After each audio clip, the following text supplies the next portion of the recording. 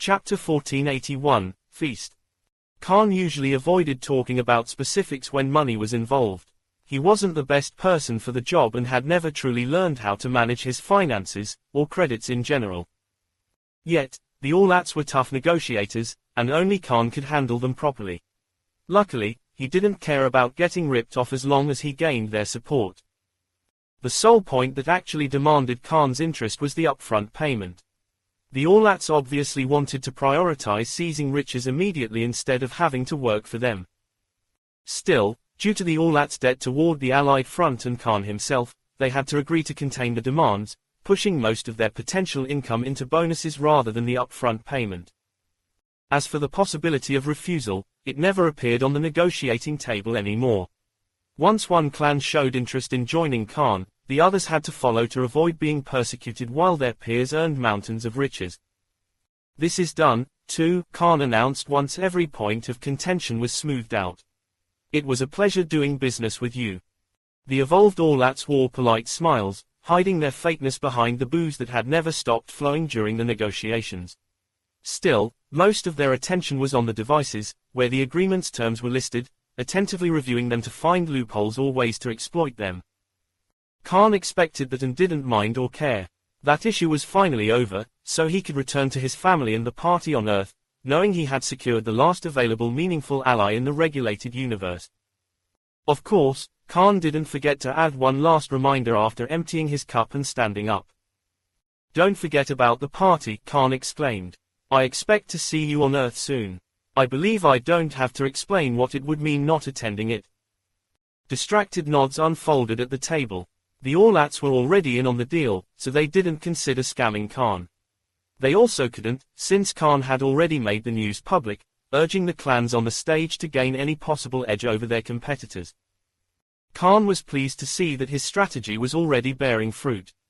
The deal's terms would foster competitiveness, playing right into that species division, ensuring that most clans would aim to do a good job. That last confirmation was all Khan needed. He drew the tracker from his trousers, setting off to follow its signal.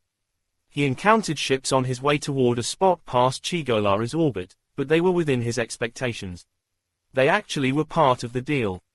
The space station Khan had teleported to had exhausted most of its energy reserves to activate that machine. It needed a refuel to send Khan back on Earth, and the Aulats were taking care of that.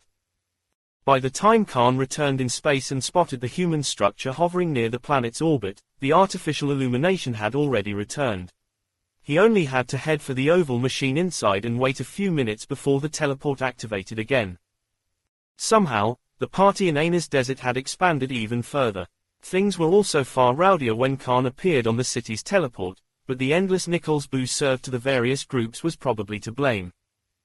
The first to notice Khan's return were those directly connected to his mind.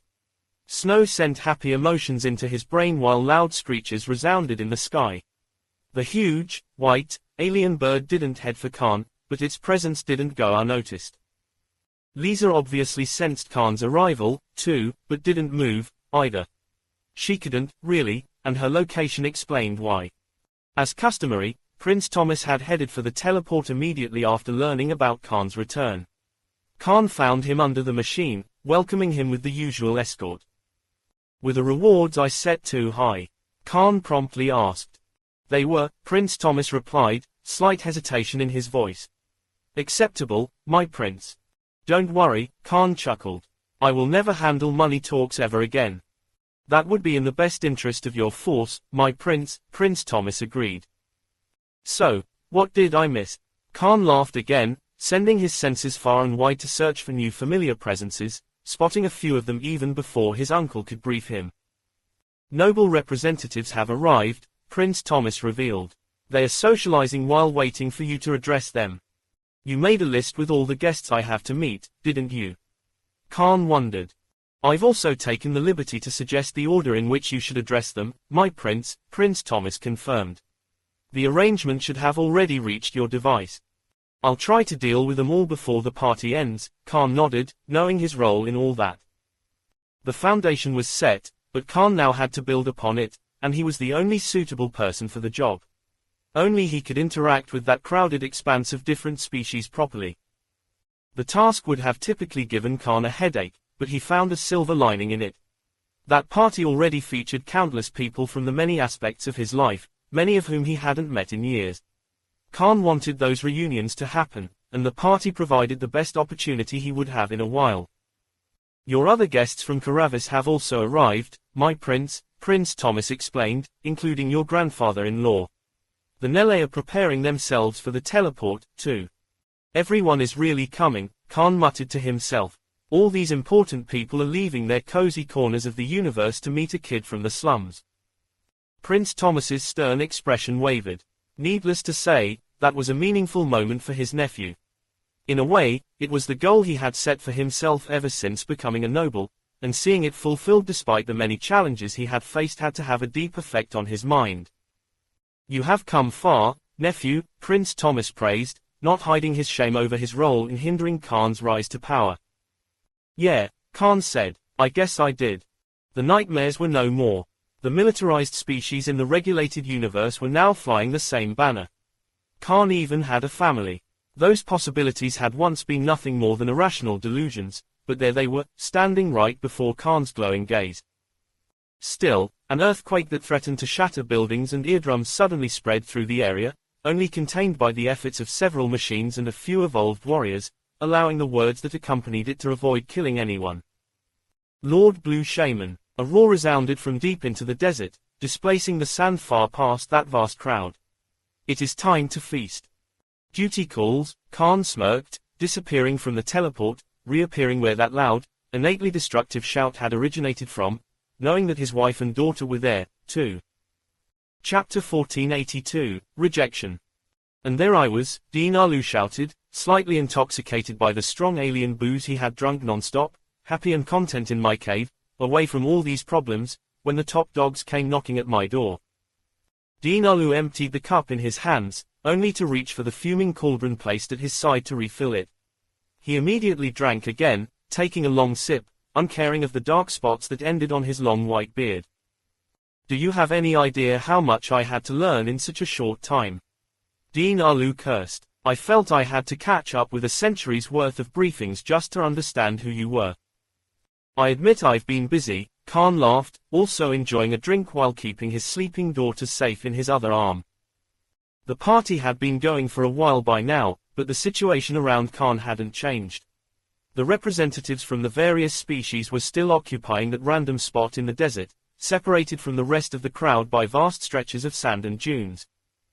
I've known many busy people, Prince Khan, Dean Alu commented, unable to refrain from glancing at the diverse, powerful guests around him. You have them all beaten. Ah, Lord Mighty cried, stretching his huge hand toward Khan, only for some confusion to make him hesitate. Was that a compliment? Even these great drinks can't make your idiocy more bearable, Lord Blind Sword sighed. My compliments to your species alchemists, Lisa. This booze can match the Empire's best canteens. Chief Doku is a unique talent even among the Nichols, Lisa absent-mindedly stated, most of her attention focused on a different task. I'm afraid my species isn't worthy of such high praise. Something big began to brew, making Lord Enforcer close his eyes. Even Lord Envoy focused, unleashing his mana to salvage whatever the imminent event was bound to destroy. Ah, the Emperor cried, sending sound waves left and right. Humility is inappropriate for Lord Blue Shaman's wife. The Empire wishes to purchase the Nichols booze in bulk. The evolved warriors could take care of themselves, while the two royal guards dealt with anything that could stretch past the stretch of empty sand. However, the Emperor wouldn't be so fearsome if his existence was so easy to contain. Sound waves and tremors still reached the rest of the party, only for machines placed in specific locations to activate, creating expendable mana barriers that made those catastrophic leftovers bearable. Those loud outbursts had become the norm by then. The Thilku Emperor avoided exploding like that out of habit, but the party was pleasing him, so the representatives had grown used to those deadly occurrences. The event never became ordinary, but the representatives kept doing whatever they were doing during them now. For example, Lisa didn't stop playing with Khan's hair, combing it into braids like she had almost done since the beginning of the meeting. Another example was Dean Ulu, who continued to drink, unaffected by the shockwaves. The same went for Mazetel, who couldn't help but take the Emperor's statement as a challenge. Onia would also like to stash Nicole's booze, Mazetel announced. Come on, now, Khan laughed. Let's all continue to play nice. There will be time to establish new trade agreements. But yes, Dean Ulu exclaimed as if nothing important had happened. It did surprise me that such an important person had relied on my humble martial art. Did you master it completely? I was too fond of it not to master it, Khan declared. I lost count of how many times it has saved my life. I was actually sad to switch to a different one. Nonsense, Dean reassured. I also improved on that basic version long ago, but I'm glad you think so highly of my creation. My husband excelled on nighties also thanks to your martial art, Lisa revealed, finishing one last braid before inspecting her work. He saved many lives with it, including mine. I won't claim any merit, Dean stated. Martial arts are just a weapon. The user makes all the difference. Blue, are you talking about the martial art you used to beat up Lord Idiot Muscles? Lord Blind Sword asked. You are just jealous you didn't get to fight Blue, Lord Mighty grinned. Lord Idiot Muscles is correct, Lord Enforcer confirmed, reopening his emotionless eyes. I used a different one against him, Khan explained, but traces of what I mastered from the Lightning Demon style have remained. That martial art is how I learned to fly after all. We did have a similar development in that regard, Dean Ulu pointed out. Though my element has played a part in my case. About that, Khan mentioned, his glowing gaze focusing on the elderly evolved warrior. You don't look half bad. Can I count on you during the critical fights to come? I'm just average, Prince Khan, Dean dismissed the compliment before adding something that contradicted his previous words. Average among the good ones. The global army has stronger evolved assets at its disposal, and more of those are found among your fellow nobles. Whom I think it's time to address, Khan sighed, peeking past his shoulder. Are you done? For now, Lisa said, laying her chin on Khan's shoulder, wearing a smile that didn't promise anything good. Is the princess among the guests? They did tell me you were popular.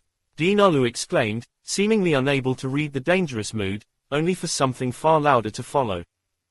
Ah, the Emperor cried, unleashing the usual chaos. Do not worry, Lisa. Lord Blue Shaman even rejected me. Your marriage isn't at risk. Lord Envoy had to tap Lord Mickey's shoulder to teleport him away, but his loud laugh reached his previous spot anyway.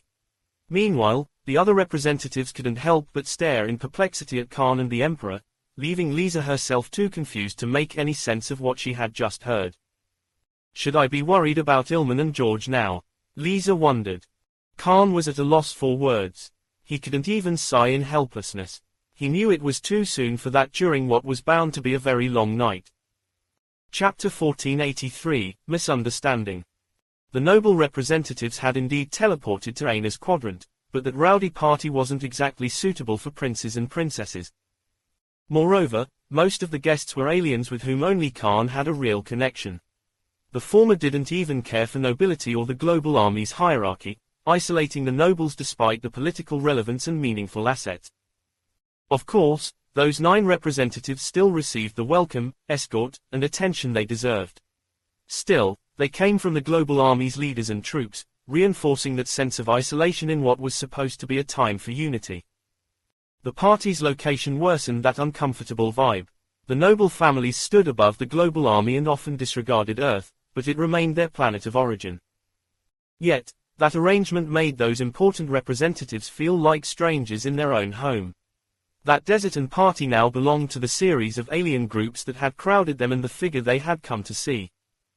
During ordinary times, the princes and princesses would have left. They were used to setting their own terms for meetings and political actions due to the vast influence they wielded. That was also a political strategy. Chasing after adversaries would show weakness. Instead, making them come to the nobles and accept their compromises would establish a precise hierarchy of power, clearly showing which side wielded actual authority. However, nothing was ordinary anymore. It hadn't been for a long time. Khan had changed the rules of the political game, even ignoring them altogether in a trend that culminated in that unavoidable but priceless situation. The nobles could still leave, but also couldn't. That was the greatest gathering that their side of the universe had ever witnessed. Countless political opportunities were within their reach that very night. They only needed the party's main figure to guide and introduce them to that rowdy crowd.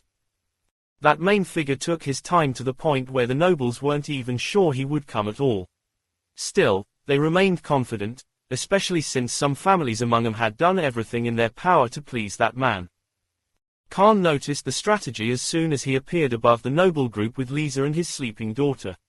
Except for Rodney, the human generals were there, alongside multiple noble guards and elite soldiers, but Khan only had eyes for the representatives and their specific setup. The noble families had sent princes and princesses, whom Khan had already dealt with since his time on Balway and earlier. They had abandoned the idea of avoiding playing favorites and had assigned that task to representatives Khan might treat better than others. That strategy could run into the issue of putting the noble families at a disadvantage. After all, Khan could look favorably on the chosen representatives because the opposite was also true. However, the noble families were willing to accept that risk due to the sheer might of what Khan had moved.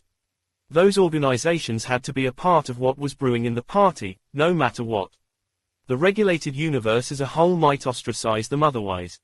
That was why Khan found Princess Rachel Montez, Princess Edna Virai, and Prince Rick Rasek among the 9 representatives. They were friends rather than political entities for him, making their family's stance more than evident. The human group on the sand obviously noticed Khan's arrival. His aura wasn't something that could be missed, and the 2 pairs of bright light that shone upon that crowd also claimed everyone's attention. Due to the representatives' political relevance, the area had enough room for Khan and Lisa to land, and a series of military salutes and curtsies promptly unfolded in the glowing vision. Lisa could easily differentiate between representatives and soldiers due to the fancy dresses and suits the former wore. Still, she mostly focused on her perception, identifying each stance toward her husband, inevitably focusing on a certain blonde princess. "I'm glad you could make it," Khan announced, stepping aside to highlight. Princesses, this is Lisa, my wife, and the little princess in my arms is Yeza, our daughter." Yeza kept sleeping, while Lisa performed a traditional Nichols bow to greet those important guests. Yet, she quickly straightened her back, breaking her polite salute to give the spotlight back to her husband. The representatives didn't need Lisa's silent permission to focus on Khan, but still played by the political etiquette, performing another round of salutes and curtsies. "I know this isn't the right place to talk business," Khan continued once the general attention returned on him, "but can I assume that your presence implies willingness to cooperate in the war effort?" The public nature of that party prevented any negotiations, mainly since the nobles couldn't discuss those private topics before the global army's generals and troops. However, Khan wanted and needed to confirm the nobles' support immediately. Much of humankind's power was gathered in those noble families, and they could be of use in that time for preparations. Prince Khan, Princess Edna ended up being the first to speak, albeit for selfish reasons. "I want to try the Nichols drinks, so I'll be brief. The Virai family is willing to cooperate." Princess Edna immediately lost interest in the matter and gazed in the distance, searching for the closest cauldron, seemingly restless to get her hands on it. "The Rasek family also wants to join the Allied front," Prince Rick declared. Prince Khan. "The Montez family is inclined to join, too," Princess Rachel stated. "We just want to get some details and insurance straightened out."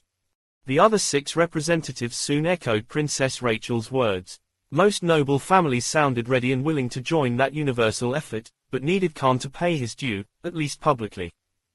Still, Khan arched his eyebrows in surprise.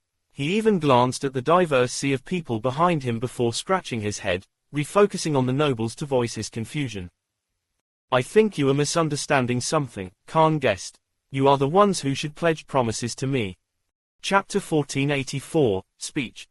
Khan's statement broke every possible unwritten political rule. His words couldn't help but sound like a public insult spoken in the presence of the global army's leaders and troops. That simply wasn't allowed. The only appropriate response was a prompt departure. Merely scolding Khan wouldn't suffice, and remaining at the party would add weight to his statement. The nobles couldn't lose face or admit their authority meant nothing compared to Khan's. Their whole social standing might collapse otherwise. Of course, Khan realized that. He also didn't want to make things too hard for the nobles, but their respective roles had to be clear. He just had to choose less insulting words. Ah, Khan cried, seemingly recalling something. Before your pride gets hurt or something, let me explain. Admittedly, that wasn't the politest way to justify the previous words, but Khan couldn't really stand for etiquette when so much still demanded his attention. If anything, the nobles had to feel honored that he had chosen to address them first. These guests are here because of me, Khan declared, pointing his thumb behind him to highlight the diverse sea of people. They came to meet me, to talk about the alliance I created. The nobles tried their best not to look past Khan, but the task turned out to be impossible. The party was too vast and loud not to inspect it, and that wasn't even the worst part. Khan had already built an interspecies force, at least to some degree, but what was unfolding in Aina's quadrant was several leagues above that. In the past, Khan had merely struck limited deals, only involving certain specialists from various species to establish smoother negotiations and general interspecies relationships. Instead, the desert now featured representatives that could speak for their species as a whole. It was a gathering of leaders that was bound to affect the entirety of the regulated universe's political environment. In a way, the entire regulated universe was now sitting and partying on that white sand, and its conclusion would decide its future, or set its foundation, at least. The nobles could be part of that by using the global army as a proxy, but a direct approach was obviously preferred. Because I'm the one who created it, Khan continued, making that point clear. While you all chased after personal benefits, I worked so that this could happen, so that we could have a chance against an enemy you would have never believed existed. Khan wasn't one to boast about his achievements. He only did that as a joke, but the current situation demanded a reality check. Also, he was wearing the Thilku Empire's colors. Pride was its currency, so it would be disrespectful not to use it. The very sand you are standing on exists because I rushed here to save it, Khan exclaimed. You didn't save it, you didn't even try to. I did. The area grew colder as Lisa mimicked Khan's mood. She didn't understand politics as well as her husband, but that clearly wasn't the time for concessions. And let me be clear, Khan added. I chose to let this meeting happen on Earth. I let it happen here instead of sending everyone to my bowway and forcing you to play by my rules. Of course, moving the Thilku Emperor would have been quite problematic, but Khan's words remained true. I did that to give you face, Khan explained. I gave you the opportunity to welcome and interact with the greatest leaders from our side of the universe. I did that. The killed general was an issue, but no one dared to mention it now. Everyone also knew Khan was speaking the truth. It was simply something he shouldn't have voiced in public, or at all, leaving it as a silent understanding. This is the greatest favor anyone has ever done to humankind, Khan announced, and you know you didn't deserve it. You all know what you would have done in my stead. Khan's relationship with humankind had been rocky, at best. He had no real reason to do it favors. He actually had every justification to take revenge on it, and that Allied front would have given him the perfect chance to do just that. I'm letting you remain equal and independent, Khan stated, because I don't care for ripping you off or leading forces that don't want me as their leader. Khan sighed, glancing at the baby sleeping in his arms, knowing he would give her the world and more. I just want to win this war, Khan said. Khan caressed Yeza, conveying a fatherly care that didn't match his domineering speech at all. That gesture led to a steadily intensifying tension, but also earned him certain looks from a very specific side of the audience.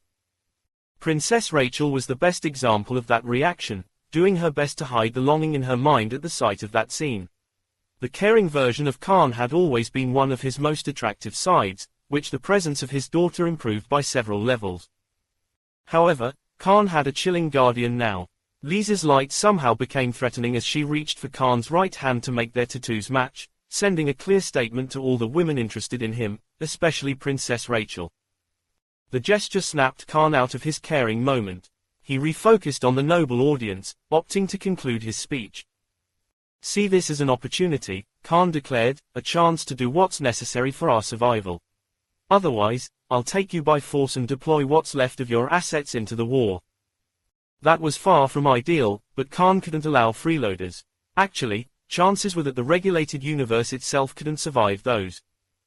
And before you try to complain or call me names, Khan said.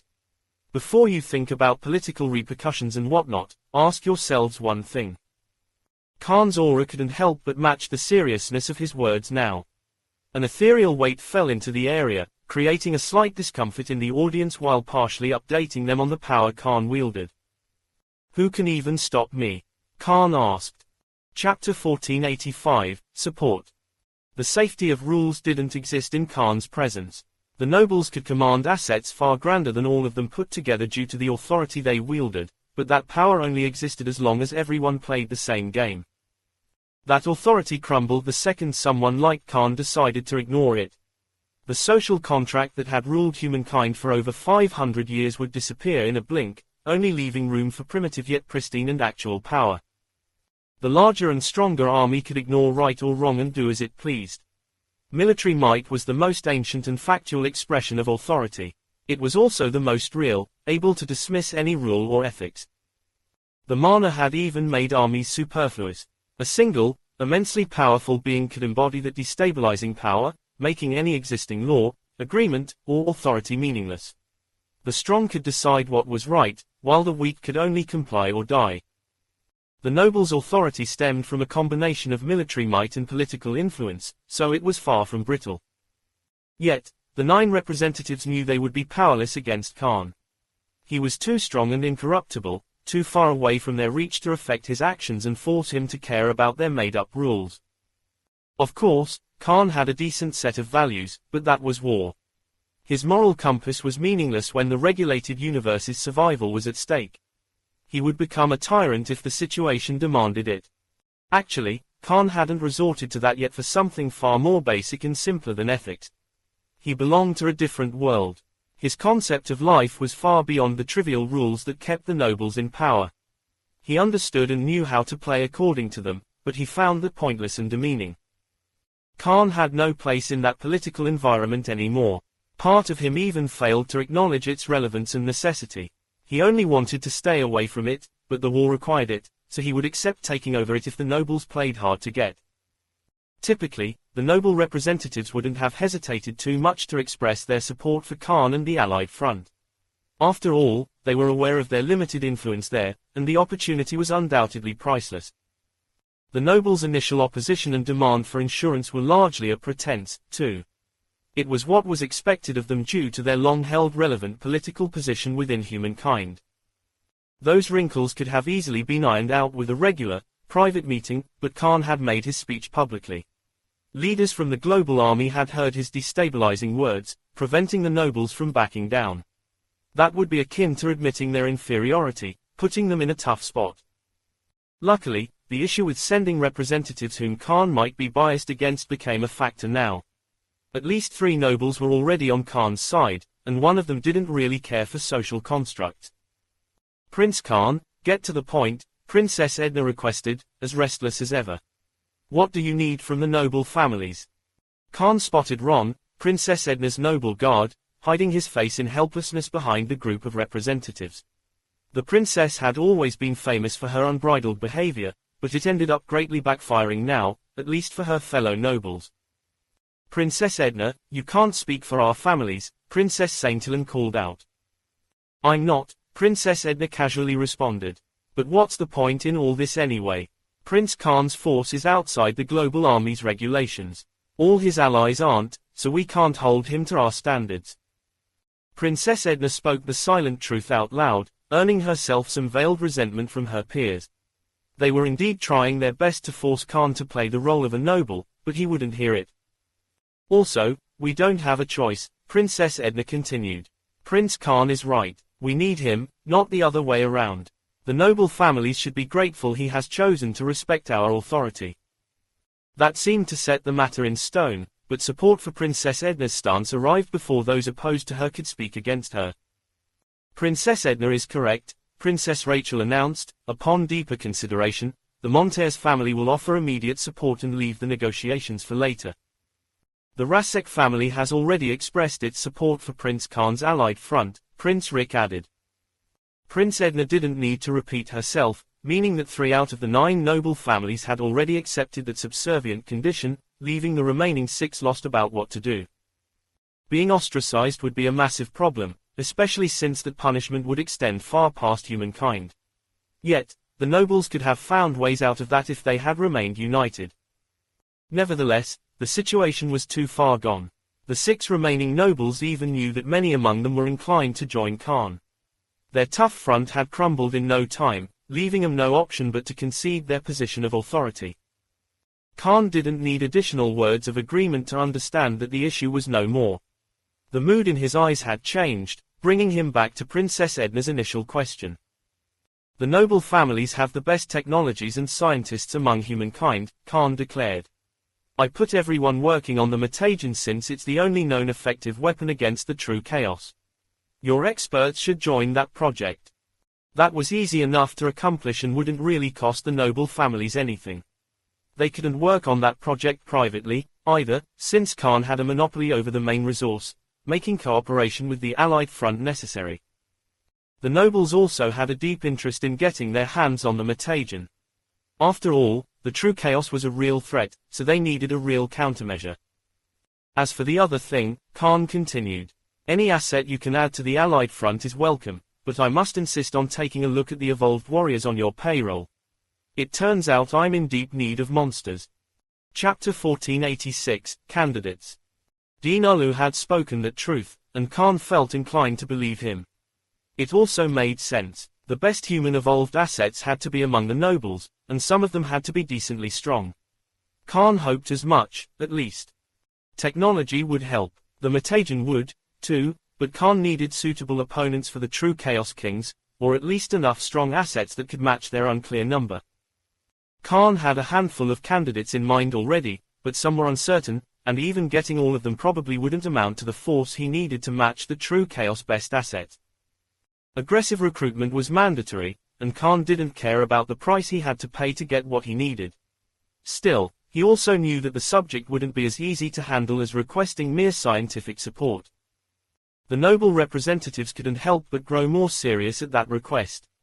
Actually, the same feeling spread to the generals next to them, knowing the global army wasn't exempt from that topic. Evolved warriors were rare, and both the global army and the noble families viewed them as their nuclear deterrent. They were the best assets in their possession and, in some cases, one of the main reasons behind the current authority. As such, those assets were mostly kept secret, never disclosing their real numbers or power to create a hidden threat that prevented any political opponent from pushing things too far. However, Khan was now asking for those evolved assets' active participation, and exposing them would reveal their force's actual power. It would provide a general idea of what that nuclear deterrent actually amounted to, risking emboldening eventual opponents confident in their ability to overpower them. Moreover, Khan wasn't only asking for exposure. He clearly wanted those evolved assets to join the war, meaning their lives could be at risk. Those warriors could die under everyone's eyes, telling exactly which parties had suffered losses and were weakened because of them. That was riskier than admitting that Khan had authority over the noble families. The latter would face the danger of becoming targets of their former allies as soon as the war ended due to those eventual losses. That could happen even while the battles were still ongoing. Of course, that request wasn't anything unique to the noble families. Every force in the Allied front knew those risks and wouldn't shy away from them. Some had safer positions than others, but the danger was universal. That was one of the reasons why Khan had limited the vanguard to Thilku, Fe, and his troops. They wouldn't mind joining the front line. In many ways, they sought it. But the true Chaos Kings were annoyingly dangerous, so Khan sought to improve his side's chances. He was simply aware that the matter couldn't be forced. The noble representatives in the desert didn't have the authority to deploy their evolved troops. That decision could only come from the joint agreement of their families' factions. Moreover, the universal war had the special quality of putting things into perspective. Money lost any meaning before the possibility of death. The nobles couldn't just pay their evolved warriors to fight. Even if they could, that wasn't the kind of will that could defeat the true Chaos Kings. The participation is obviously voluntary, Khan announced, feeling the need to add that point. I will make a public announcement to reiterate the need for evolved troops. I just ask that you don't try to stop those willing to fight for our side of the universe. Some representatives couldn't help but feel ashamed of themselves when hearing Khan's last line. Their minds had instinctively gone to their personal well-being, while Khan only thought about the universe's survival. Undoubtedly, the nobles had yet to realize what was truly at stake in that war, but Khan couldn't blame them. The universe was something too big for mortal minds to conceive. Even he struggled to accept that at times. He simply knew and had seen too much not to take the threat as seriously as possible. "Take your time to think about this," Khan exclaimed, snapping out of his serious mood to glance at the crowd behind him. "And socialize. I'll send someone to introduce you to everyone." "Prince Khan," Prince Rasek called, gasping. "Are you leaving already?" "I'm just doing a quick round of salutes now," Khan reassured. "Thilku feasts can go on for days, and we are bound to celebrate at least until dawn since the Nichols are here. There will be more opportunities to catch up." A teleport lit up from Aina's surviving blocks as soon as Khan's statement ended. A series of short, dark red aliens appeared on it, being welcomed by an appropriate escort. The Orlats had arrived, too, so things were bound to get rowdier. "I'd better get moving," Khan said, staring in the teleport's direction. "I have many people I have to meet before everyone gets too drunk to talk." Lisa let go of Khan's hand to perform another traditional bow, but quickly retook it, even throwing a proud look at Princess Rachel. The nobles obviously couldn't miss that gesture, especially since they were aware of the ploy Khan had devised to protect the princess. Yet, everyone feigned ignorance as the married couple set off to fly toward another side of the vast party. Theoretically, Khan would have to address guests in order of political relevance, but the talk with the nobles had changed his priorities. One of the candidates he had in mind for the battles against the true Chaos Kings also looked available, so he headed for him. Colonel Norrit and Major General Angan had continued managing Khan's forces even after the evacuation effort had ended. After all, such a crowded party demanded utmost attention, and they were among the few people who could interact with anyone without creating political incidents. However, the party eventually affected the two evolved warriors, too, leaving them at the edge of the intact blocks, drinking in the company of Lord RSI, Lieutenant Dyster, Tulixikpali, Senyu, and other teams from Baowei. That gathering was a weaker version of what was unfolding at the center of the desert. The soldiers there were team leaders of their respective species, and the recent battle had created the perfect opportunity for genuine bonding. Of course, everyone noticed Khan and Lisa's arrival, and shouts and greetings ensued. "My lord," Lord RSI shouted, promptly standing up and performing a bow with his thick cape. "Allow me to toast to your victory." "The ungrateful brat finally decided to show up," Lieutenant Dyster snorted. "His Highness had to enjoy his nap," Major General Angan laughed. "Our esteemed leader deserved some rest," Colonel Norrit commented, sighing. "To think I would have ever owed my life to such a canny little shit." "Are you insulting a lord of the Empire?" Lord RSI asked, snapping up. "Would that get you to do more than what you did on the battlefield?" Tulixikpali taunted. The diverse group also had Skalka, who stood up to cheer in their rhythmical way, their noise soon overwhelming any other sound. Still, everything went silent when Khan's feet landed on the sand, and he gestured with his hand to stop. "Allow me to thank you again for your prompt response and valiant battle," Khan announced, beckoning some troops to hand him a drink. "I drink in your honor." Smirks and scoffs resounded, but everyone drank. Khan did, too, but only after performing a traditional toast with his wife. Also, Khan promptly continued. "Allow me to apologize for keeping this short. I have a long list of names to meet, and I barely started crossing them off."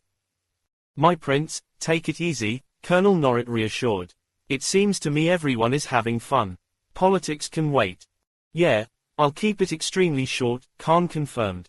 "I also can't risk having the Emperor running around looking for me." Lord RSI smirked proudly, but far paler expressions unfolded among the sitting group. None of those team leaders had interacted directly with the Thilku Emperor and didn't want to. The occasional sound waves that reached them were enough for them. "I just wanted to confirm something with our Major General here before going back to socializing," Khan explained, earning the group's interest. Major General Angan could sense Khan didn't want to discuss trivialities. The latter crouched down at his side, illuminating the artificial arm with his eyes before looking at the newly evolved warrior's face. "You can get stronger, can't you?" Khan asked. "You have seen my element, my prince," Major General Angan exclaimed. "I can only grow stronger, but even I'm not sure what I'd become." "What do you need?" Khan questioned. A sparring partner, Major General Ongan, someone who can fulfill my bloodlust. Consider it done, Khan declared before another teleport unfolded in the distance, attracting his gaze toward an incoming purple glow. The second candidate Khan had in mind for the battles against the true Chaos Kings had arrived, but he feared convincing him might be difficult, especially now that he was becoming a father. Chapter 1487, Debt. The Nella's arrival couldn't help but attract everyone's attention. Even those who didn't know what that purple light meant turned in its direction, attracted by sheer curiosity and the murmurs spreading across the vast party. It was inevitable, really. Despite the diverse crowd, the Nelle held a special place in the universe. The crows were strange, the Thilku were infamous, everyone looked down on the Orlats, and the Nichols were curious, especially due to their connection to Khan's wife. The Fuvil and Fe had their own unique perks, too, but they all fell behind nonetheless. The Nelle was simply exotic, a miracle of the universe stemming from their very inborn traits. No one was like them. No one even came close to being like them so much that merely standing in their presence required precautions. Even those familiar with the Nelle couldn't help but grow eager as the purple light drew near. Despite having shared colonies and homes with that species, that was an opportunity to interact with them in a more friendly setting, which was basically impossible everywhere else. As for Khan, he honestly hadn't been sure the Nelle would have come to the party at all. After all, they were busy building a home for their entire species, something they had lacked for too long to delay. Kaja had also left the whole political spectrum in Khan's hands, so the Nella's attendance at the party wasn't strictly necessary. Their presence would even create logistical problems due to their pheromones, but there they were, and Khan knew he had to address them next. Khan, Lisa, and the sleeping Yeza appeared at the party's edge, in the direction where the other teleport had flared and the purple halo was advancing. By then, the bright halo was almost upon the vast crowd, and the white sand reflected its light as if tainted by it, even touching the edge most guessed. The people inside that glow also became visible, triggering a series of surprised gasps and intensifying the general murmurs. The Nelle didn't really abide by dress codes or similar rules. Their predicament had also prevented them from hosting parties at all, so they wouldn't even know what to wear for the occasion. Therefore, the green figures that unfolded in Khan's vision reminded him of his time on Milia 222. The Nelle wore the usual baggy clothes with leaves and flowers intertwined in their fabric, and most of them had an arm behind their backs, probably hiding sharp and deadly roots. That precaution and habit were unavoidable, and Khan didn't know whether he wanted the Nelle to lose them. After all, the universe would never be safe for them. Still, Khan also wanted the Nelle to feel at home and relaxed enough to enjoy the party, but that would require time and could come later. Now, Khan primarily focused on three figures among that small group, unable to refrain from smiling at their sight. One of those three figures was a small kid entranced by the white sand, like most of her peers. The little Tamara was struggling not to jump around to test that surface's texture, but her excited, happy eyes betrayed those intentions. Obviously, the second figure that captured Khan's interest was the always stunning Jenna. Except her newfound maturity seemed to have subsided, replaced by a childish excitement that probably had something to do with the man she was clinging to. That small group of green figures had one red-haired, dark blue man who couldn't stop grinning from ear to ear. He was the only exception in that otherwise homogeneous team, as well as the third target of Khan's attention and one of the main reasons behind his smile. Ilman and his eyes' red glow couldn't help but stand out inside that picture, but Khan only saw how happy he and Jenna were. Despite his jokes, they were a good couple, being strangely suitable for each other. That happy scene actually brought some hesitation in Khan's mind. He knew what he wanted and even needed from Ilman, but asking for it couldn't sound more unfair, especially since the Nichols would have a hard time refusing him. Lisa had a literal sixth sense when it came to Khan, so she squeezed his hand harder, reassuring him and reminding him of her presence. His bad habits still needed work, but she would be there to scold him every time. Even from a distance, Khan could smell the spray the Nelle used to cover their pheromones. It seemed the group had every intention to try to blend in, so he started to descend, planning to welcome them. The Nelle stopped advancing at Khan and Lisa's landing. Many had already noticed them, but his arrival in the desert marked the beginning of the greetings, which didn't go as planned. Tamara immediately stormed out of the group, rushing toward Khan and Lisa, who promptly knelt down to welcome the little girl. Uncle Khan, Aunt Lisa, Tamara cried, almost jumping into the couple's arms. You are too precious, Lisa couldn't help but exclaim, squeezing Tamara. Aunt Lisa missed you so much. Have you been a good girl? Khan asked, patting Tamara's head. And be sure to say hello to your little sister. Tamara's head snapped up, remaining in Lisa's hug while peeking down at Khan's arms. Yeza was still somehow asleep and continued to do so even after Tamara began to caress her head. Mama and Papa said I had to wait for your permission before seeing her, Tamara revealed, gasping and giggling while inspecting the baby. It made sense for Tamara and Yeza to have been apart during their time together on Karavis. Still, Khan and Lisa immediately focused on the first part of that statement, diverting the glowing gazes when they felt someone was approaching. Two young-looking Nele, a man and a woman, had split from the group, approaching the married couple, only to stop a few steps away, wearing smiles while watching the affection Tamara received. Still, the man eventually met Khan's gaze, and his face grew more respectful while he unleashed his perfect human accent. We didn't want to impose even more, Prince Khan, or assume we could. We owe you both an eternal debt, the woman said, continuing, for what you did for the Nele and for saving our daughter. Chapter 1488, Aunt Zaza. No questions were needed there. Clearly, Khan and Lisa were now before Tamara's parents, and their stance was undoubtedly problematic. Lisa was straight up squeezing Tamara in her hug, while Khan was casually caressing her long green hair. Despite the trio's past, physical interactions with the Nele were still taboo, and the married couple couldn't have indulged in those before a worse audience. Tamara's parents seemed able to read what was happening inside the couple's minds and immediately acted upon it, stepping forward to approach Khan and Lisa. Lisa let go of Tamara and stood up, and the same went for her husband. The little Nele seemed unaware of what was happening and continued to focus on the sleeping Yeza in Khan's arms, but her mediation turned out to be unnecessary. Khan was ready to default to the Nele's ways, even preparing his alien accent to voice the traditional greetings, only for Tamara's father to grab his shoulders. The gesture was firm but gentle, followed by something even more shocking. Tamara's father leaned forward, lowering his head until his forehead touched Khan's chest, mustering a voice that seemed on the verge of cracking. Thank you for saving my daughter, Tamara's father said. Khan was taken aback, and glancing at his wife didn't really help. Tamara's mother had trapped Lisa in a sudden hug, hiding her face in her neck, leaving her as stunned as Khan. Lisa also looked for Khan's gaze, and the same emotions spread inside them when their eyes met. They both weren't that great at dealing with such genuine gratitude, but they couldn't dismiss those earnest parents, not after becoming parents themselves. I'm glad we happened to be there at the right time, Khan claimed, patting Tamara's father's back. You did more than just save our daughter, Tamara's mother exclaimed, leaving Lisa's neck to look deep into her eyes. You treated her like your own daughter and took care of her all the time. We couldn't have done otherwise, Lisa responded. I want my own daughter to be as sweet as Tamara one day. If she isn't already, Tamara's father stated, letting go of Khan and straightening his back, looking down at Yeza while placing a hand on his daughter's head. You have a beautiful daughter, Uncle Khan, Aunt Lisa. Tamara giggled when hearing that, and Khan and Lisa exchanged another glance at the Nele's parents' meaningful looks. Somehow, they had officially gained a niece.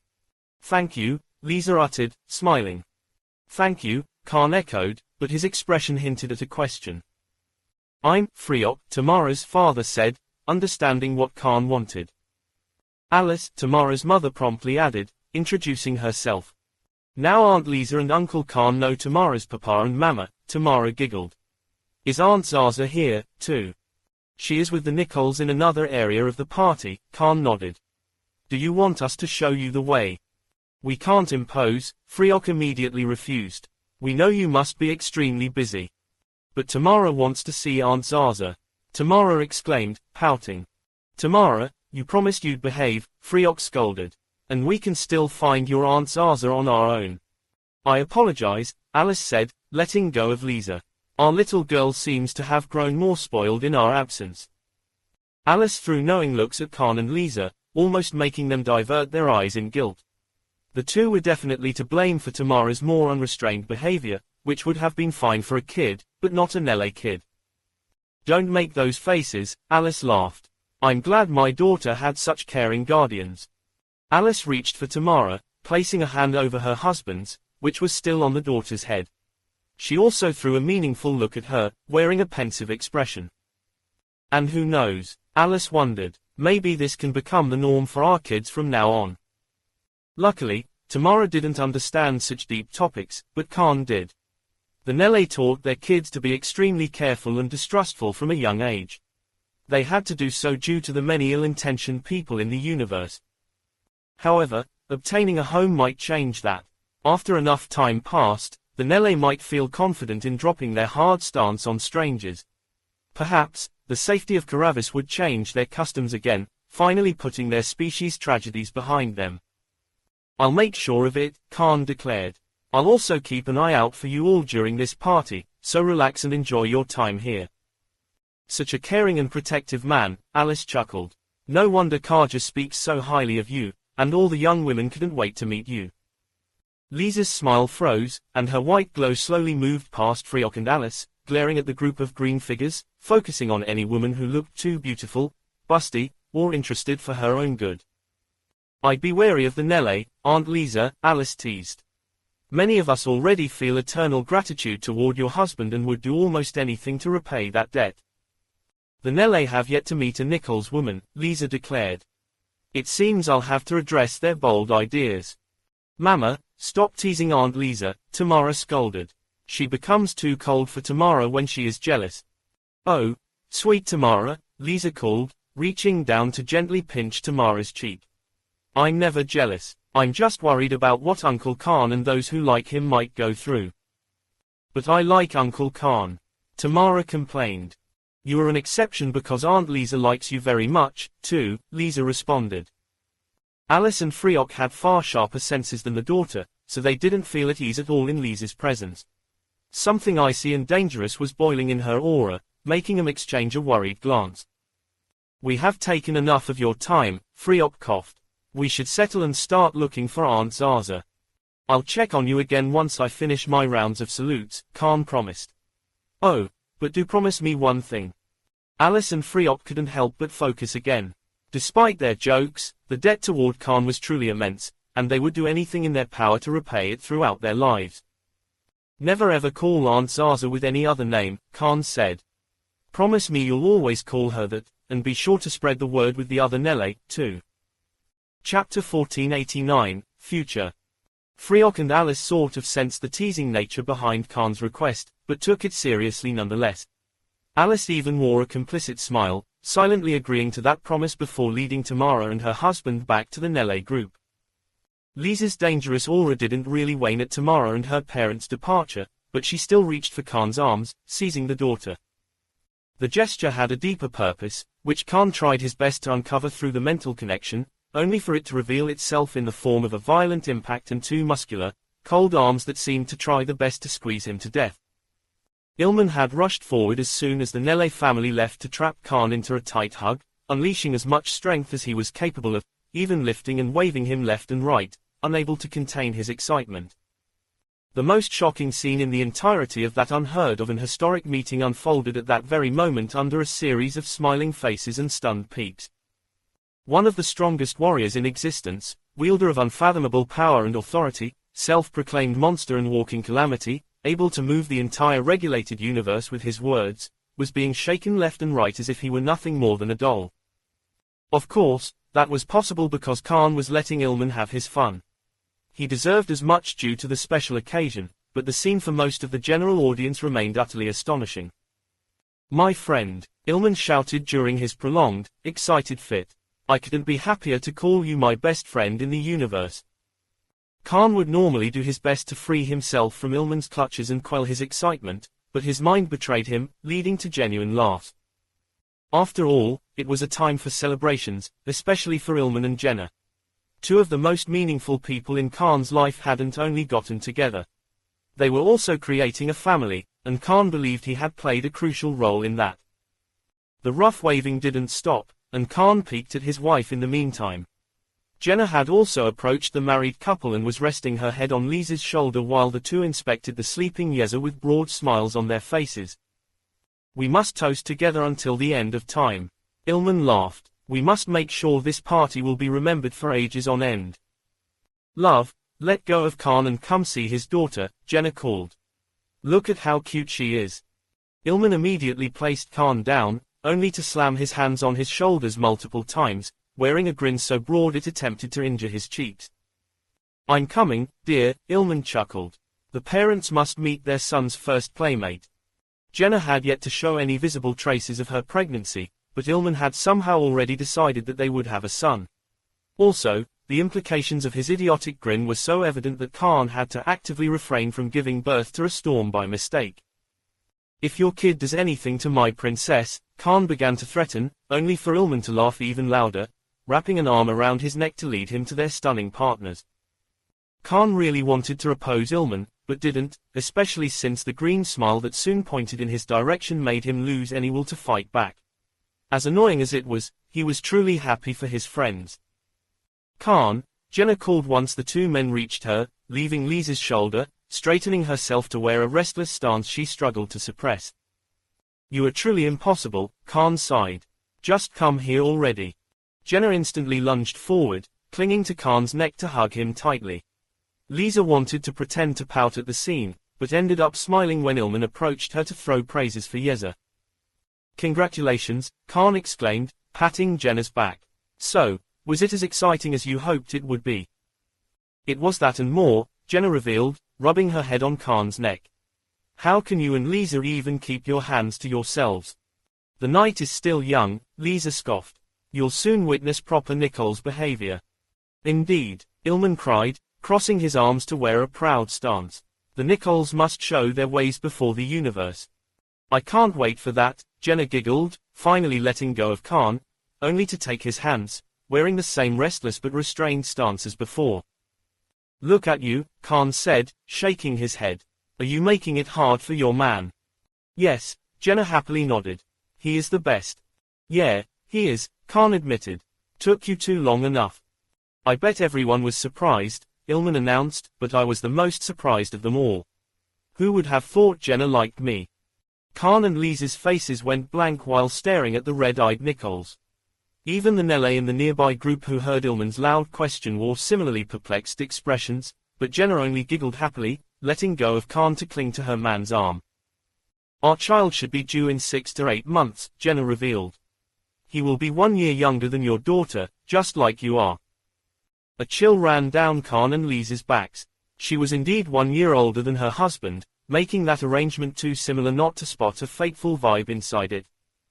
It's impossible to know whether your child will be a boy so soon, Khan coughed, seizing Lisa's hand in something that felt like primordial fear. Right. Right, Lisa nodded, but her unconvinced eyes kept staring at the smiling couple in front of her, leading to a more protective stance toward the baby in her arms. They are ecstatic, Ilman laughed, completely misreading the situation. The years ahead of us will be so exciting, Jenna stated, snuggling even closer to Ilman. Shall I read their future? I read Khan's once already. Don't you dare, Khan warned, wary of the obvious conclusions Jenna would reach, summoning the only weapon that could get him out of that situation. Ilman, let's hit a cauldron. Now. Chapter 1490, Selfish. Luckily for Khan, Ilman's desire to celebrate surpassed his eagerness to play matchmaker for their children. The two could easily leave their women behind with the promise of coming back soon, heading for the nearest cauldron available. Ilman's happy mood would typically guide him directly to the Nicoles group to celebrate among his peers. Khan also wanted Lisa's species and the Nelle to meet in those friendlier circumstances for personal reasons and because the war effort would need their cooperation. However, the two men silently agreed to delay those joyful but more time-consuming tasks for now, approaching a cauldron among human soldiers to find cups and fill them before heading for emptier spots beyond the vast crowd. Khan welcomed that silent understanding. After all, he had something important to ask, something that was better asked privately. Yet, Ilman seemed to have similar intentions, and Khan couldn't understand what. If anything, the happiness plastered on his Nicoles friend's face intensified his reservations toward his request, almost urging him to give up on it altogether. The mutual silence continued even after the two men sat in a relatively isolated area of the desert, only leaving room for an instinctive traditional toast. Khan and Ilman maintained eye contact while clinging their cups together, diverting the gazes when it was time to drink. As Khan and Ilman lowered their cups, they both ended up staring at the sea of people nearby, experiencing different emotional reactions. For Khan, that crowd was the fulfillment of his main goal, especially now that the Orlats and Nele had arrived. He had made the regulated universe come together to draw a joint banner, completing what his political journey had always been about. Meanwhile, Ilman felt proud and delighted. In a strange twist of fate, the Nichols had gone from hesitantly accepting a handful of humans at their parties to managing a massive gathering of the most prominent species in the regulated universe. In a way, that was what the Nichols' customs had always been about, and the entire universe could enjoy them now. It was truly incredible how far that species had gone, and Ilman knew he only had Khan to thank for that. Except, Ilman couldn't waste his friend's precious time in additional gratitude. He had to make a selfish request, something that was almost as important as Jenna in his mind. Khan, my friend, Ilman called, breaking the silence while placing a hand on Khan's shoulder. I know this is selfish of me, but I have something to ask. Ilman's serious tone distracted Khan from his thoughts about his male friend's strange attachment to his shoulders, but that undivided attention soon revealed itself unnecessary. However, Ilman promptly continued, raising his voice. I must say this, both for me and Jenna. Would you do me the honor of being my best man? Khan's face went blank as he cursed himself for not realizing where that was going. He didn't know what kind of problems Ilman had created for himself around that request, but they were obviously unfounded, especially since he had done the same for him. Of course, Khan accepted, suppressing a helpless sigh from escaping his lips. The honor would be mine. Khan's survival instincts suddenly flared, reminding him of what was bound to come. He even lifted his arms, getting ready for one of Ilman's affectionate but violent hugs. Except that never came. Instead, Ilman remained serious, and even his grip on Khan's shoulder tensed up as he moved to the next issue. You truly are the greatest friend I could have ever asked for, Ilman declared. But, I must once again be selfish. Ilman, just say it, Khan chuckled, ready for more of his friend's nonsense. The imminent war and ongoing migration make for poor timing, Ilman explained. Jenna and I agreed to postpone our marriage until the universe is at peace. Can I ask you to wait that long before being my best man? Of course, Khan repeated. I'll wait as long as you need. Khan's survival instincts rang again, making him empty his cup to spare it from the violent hug that was bound to arrive now. Yet, nothing of the sort unfolded. However, Ilman shouted again, somehow being even louder than before. I'm ashamed to say I have another selfish request. Khan couldn't pretend to match Ilman's seriousness anymore. He sighed, rubbing the corners of his eyes, inviting his friend to be less dramatic. Ilman, you know you don't need all these pleasantries, right? I'm afraid I must voice them, Ilman declared, because I'm asking you to absolve me from my role in the Nella's migration so that I can fight in the war. Khan's fingers froze mid-rubbing. He lowered his hands and lifted his head, matching the red light shining on his face. Ilman's job indeed involved overseeing the Nella's migration, and the fact that Khan had personally appointed him for the task made him struggle to go back on it. Nevertheless, Ilman's request touched upon something serious for once, something Khan had actually planned to ask him himself. Major General Arngun was one of Khan's prime candidates for the battles against the true Chaos Kings, but so was Ilman. Actually, Khan considered Ilman's potential to be far greater than the general's. After all, he had seen his own wife in action, and Ilman had gone through the same training. His aura, red glowing eyes, and full head of long red hair stated as much. Chances were Ilman could already hold his own against evolved warriors despite being in the 5th level, meaning his battle prowess would skyrocket once and if he decided to enter the superior realm. However, there lay the problem. The evolution wasn't only dangerous. Ilman now had much to look forward to as a mortal, and his situation was different from Khan's since his woman was a 4th level warrior. Do you understand what this war entails? Khan questioned. I bet you want to fight at my side, but that would require you to evolve. I'm ready, Ilman nodded.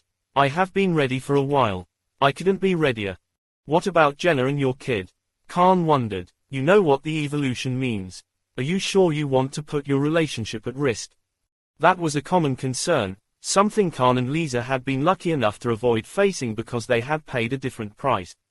Evolved warriors weren't inconsequential to the universe, so their relationships couldn't be as straightforward as those among mortals. Ilman would end up facing that problem if he were to evolve. He would become a superior existence in a relationship with a mortal far weaker than him, who experienced life in a far different way. That different perspective could create a dangerous rift in any relationship. Khan had experienced it with Monica and didn't want the same to happen to Ilman and Jenna. The latter was no human, but that threat remained. Yet, Ilman frowned before exploding into a loud laugh.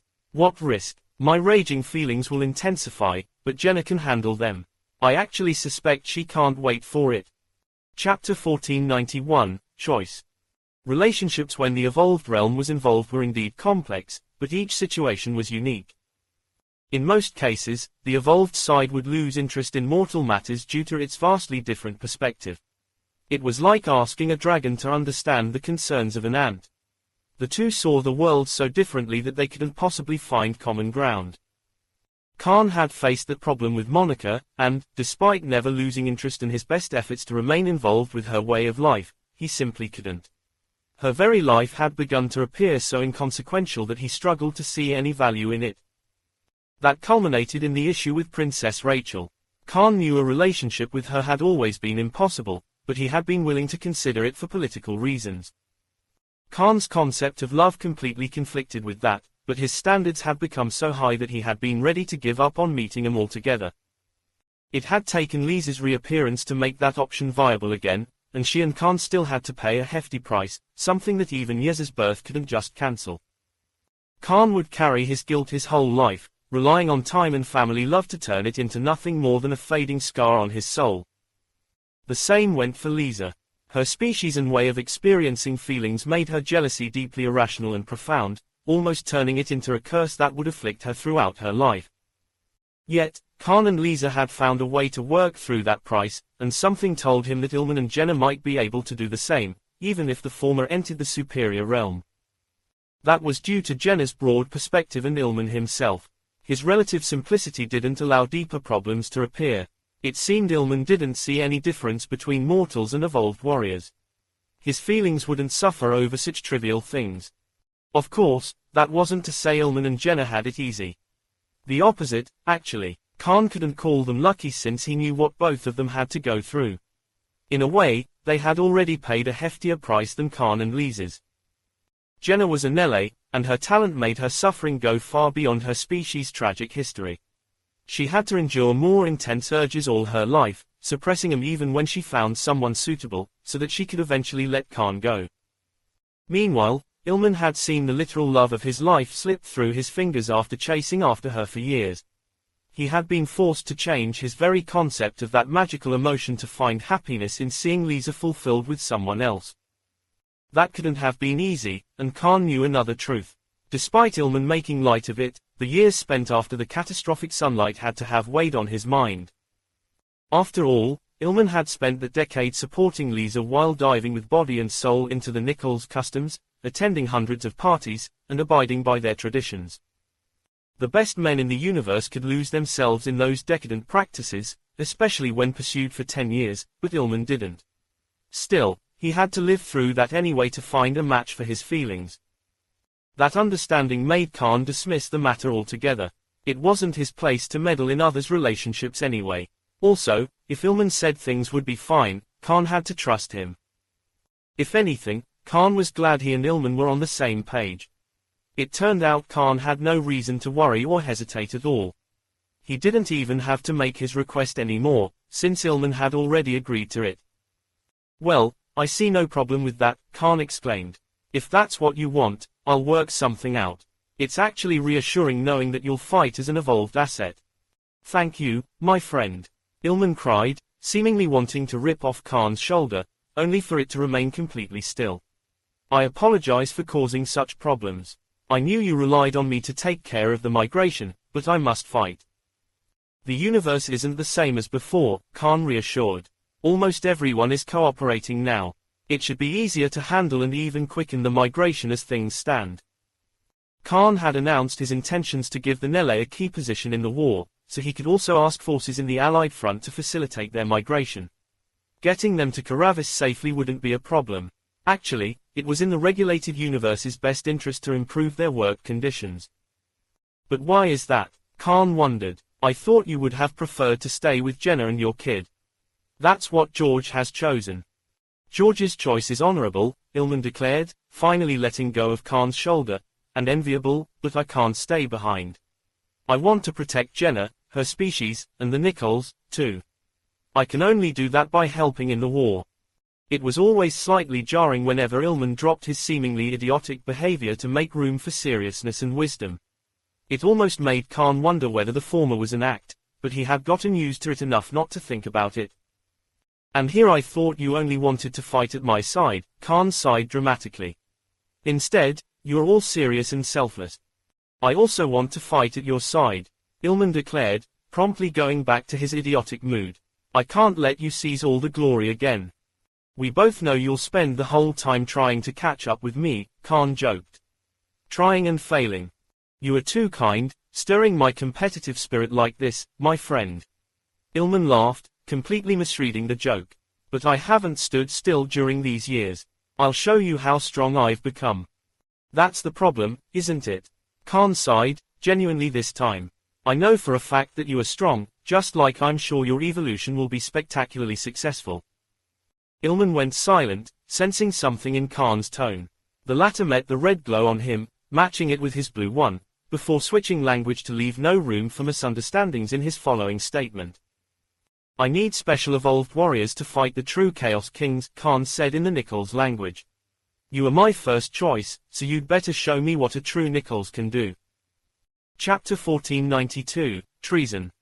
After a while, Lisa and Jenna could finally see their men returning from the private talk, and both women couldn't help but appreciate the scene. Ilman was handsome as always, his red hair and eyes adding a devilish charm to his figure, which his uncovered, muscular arms highlighted. Meanwhile, Khan was shorter than Ilman and not as handsome, but his domineering attire and aura more than compensated for that. His silver crown perfectly suited him, triggering thoughts and reactions that shouldn't be spoken in public.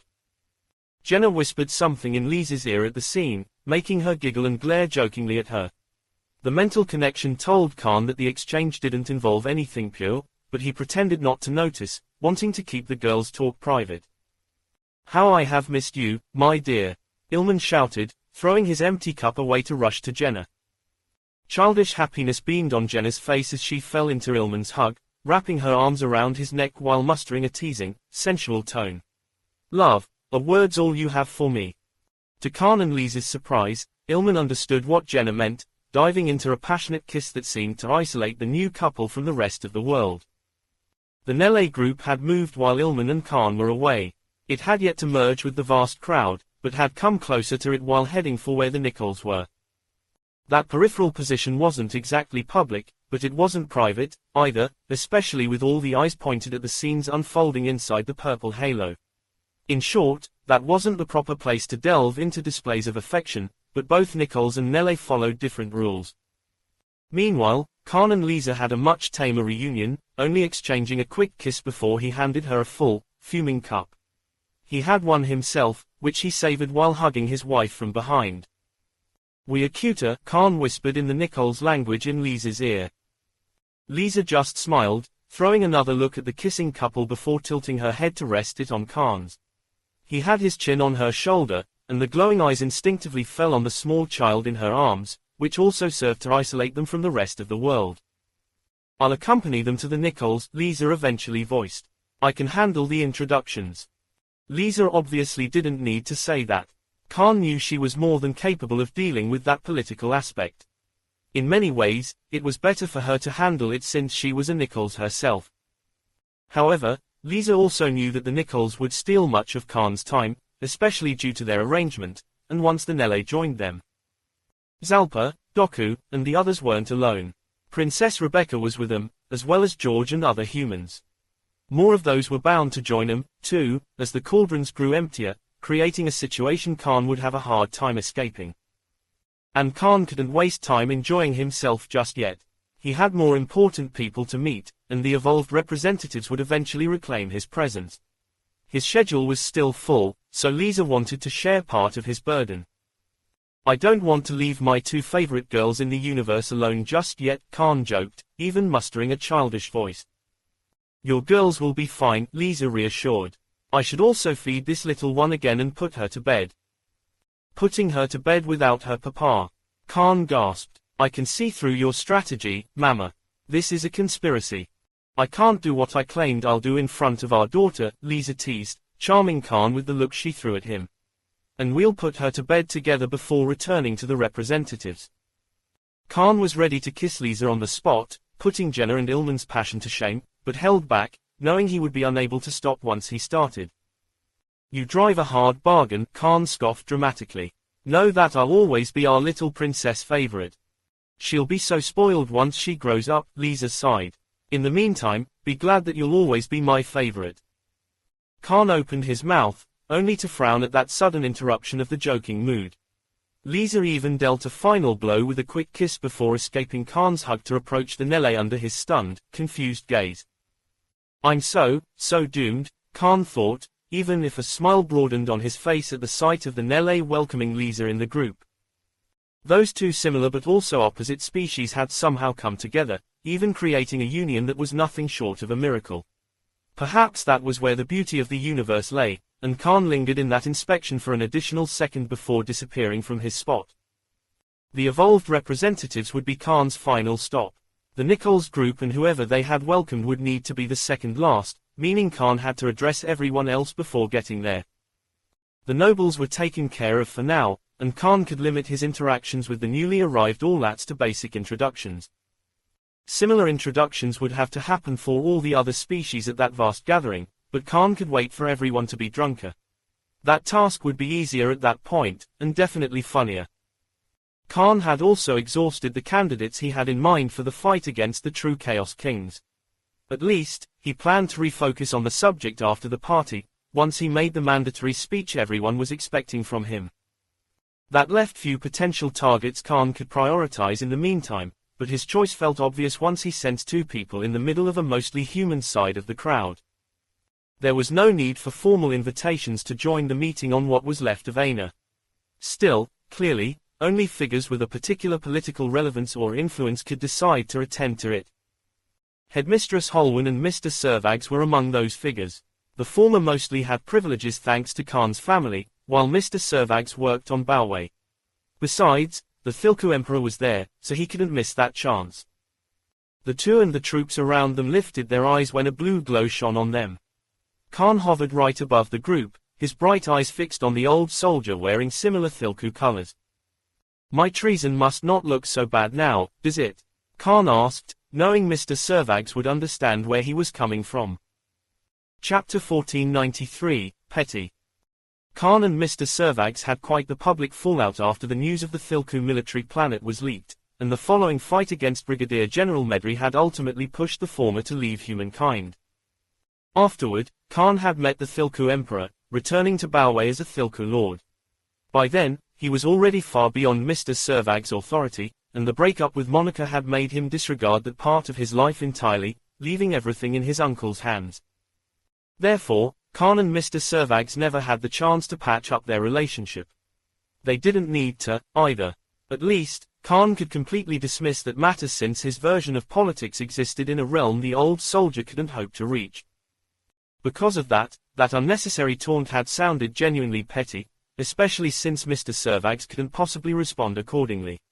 Khan was the topmost authority at that massive gathering, and if he wanted to bully underlings, he would. Of course, Khan had no interest in petty revenges.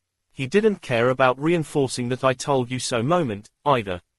His statement was no different from how he spoke inside his inner circle for the simple reason that he deeply respected Mr. Servags. Despite the differences in opinions and the fallout, Mr. Servags remained a soldier who had served for longer than Khan had been alive. The old soldier had also accomplished the remarkable feat of earning the Thilku Empire's respect and receiving that species' capes. It was an achievement Khan couldn't even think of disrespecting, especially since he knew where Mr. Servags' concerns had come from. Mr. Servags was deeply loyal to the global army, while Khan was an eternal outsider. The two would never see eye to eye, and Mr. Servax couldn't possibly accept that the entirety of the link between humankind and the Thilku Empire was now in Khan's hands.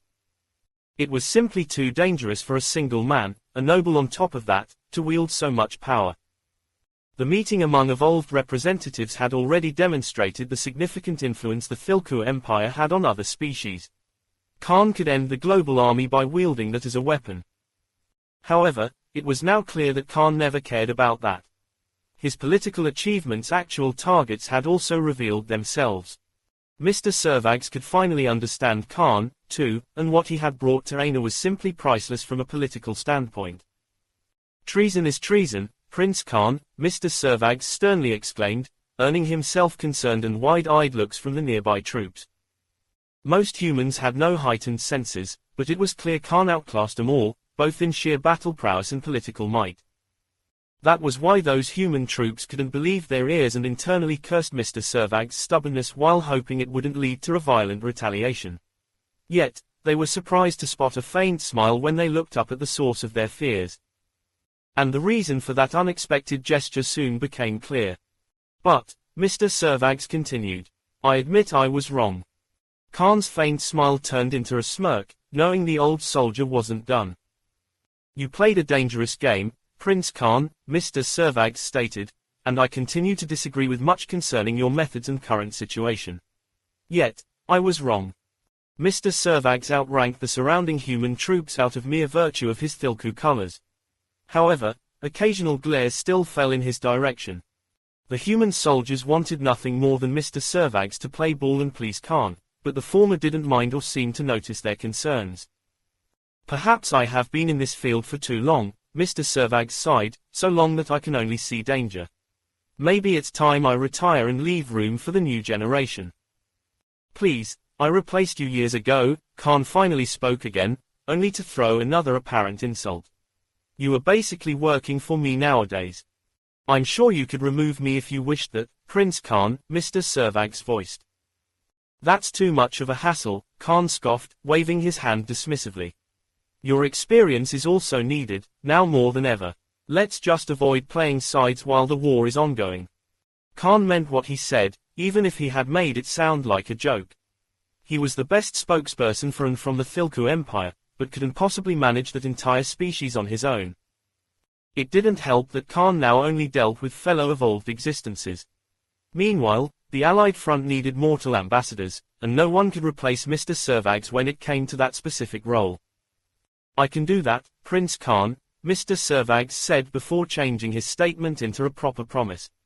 I will do that, Prince Khan. Good, Khan exclaimed, at least humankind will have someone to speak some sense into it. That statement completely disregarded the fact that Khan had killed one of the global army's generals and had forced it to instate martial law. However, no one mentioned the matter. The current gathering had already made it old history. So, Mr. Servax, sir, Khan called, slowly descending to give time to the human troops to make room for his landing. That care was unnecessary since the soldiers rushed away, allowing Khan to land right in front of Mr. Servax.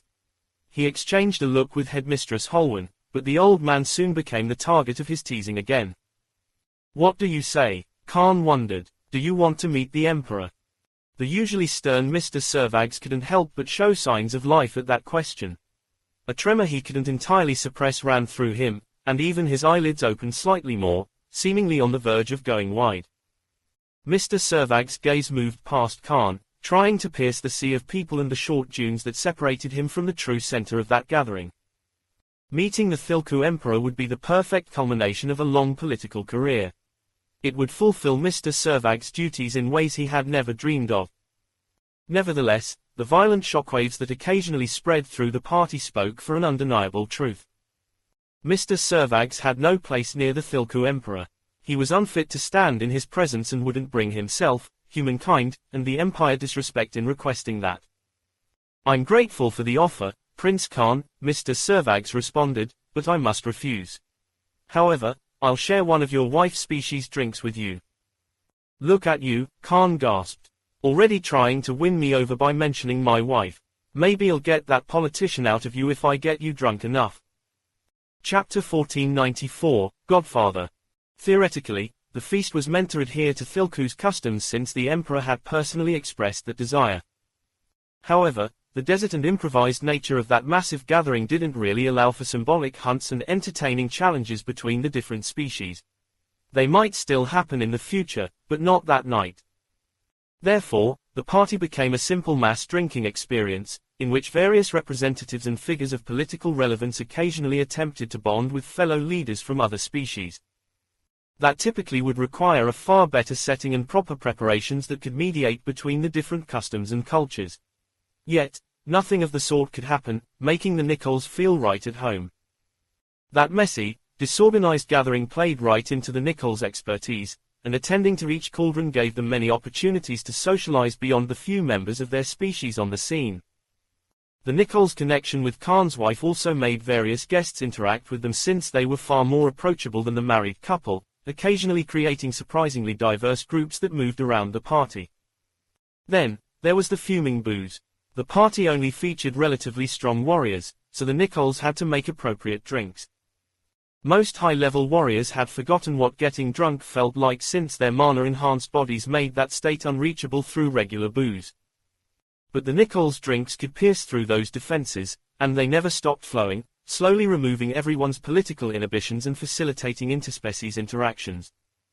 One thing led to another until the party's arrangement became almost unrecognizable. Effie, Thilku, and Skalka formed loud groups that challenged themselves to physical and drinking games. Fuvil and Crows ended up together to discuss scientific matters, often quite heatedly, which, in turn, attracted crowds of aficionados and people interested in those fields. The humans were the most isolated, but also the most widespread. They were basically everywhere, interacting with everyone, leaving almost no diverse group unattended. Only the Orlats could match that, making themselves right at home and setting up stands similar to what they had arranged on Chigolara, probably wanting to rip off unaware or drunk people, uncaring of where they came from. Still, the most unique group, and the one that attracted most curiosity and furtive glances, remained the one with a deeper connection to Khan. Khan also fell prey to that curiosity while inspecting the now more mixed-up party from the sky.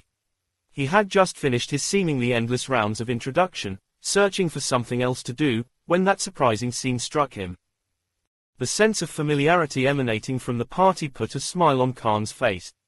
He had already seen a similar scene. Except it now wasn't limited to a forest on a dark, cold planet.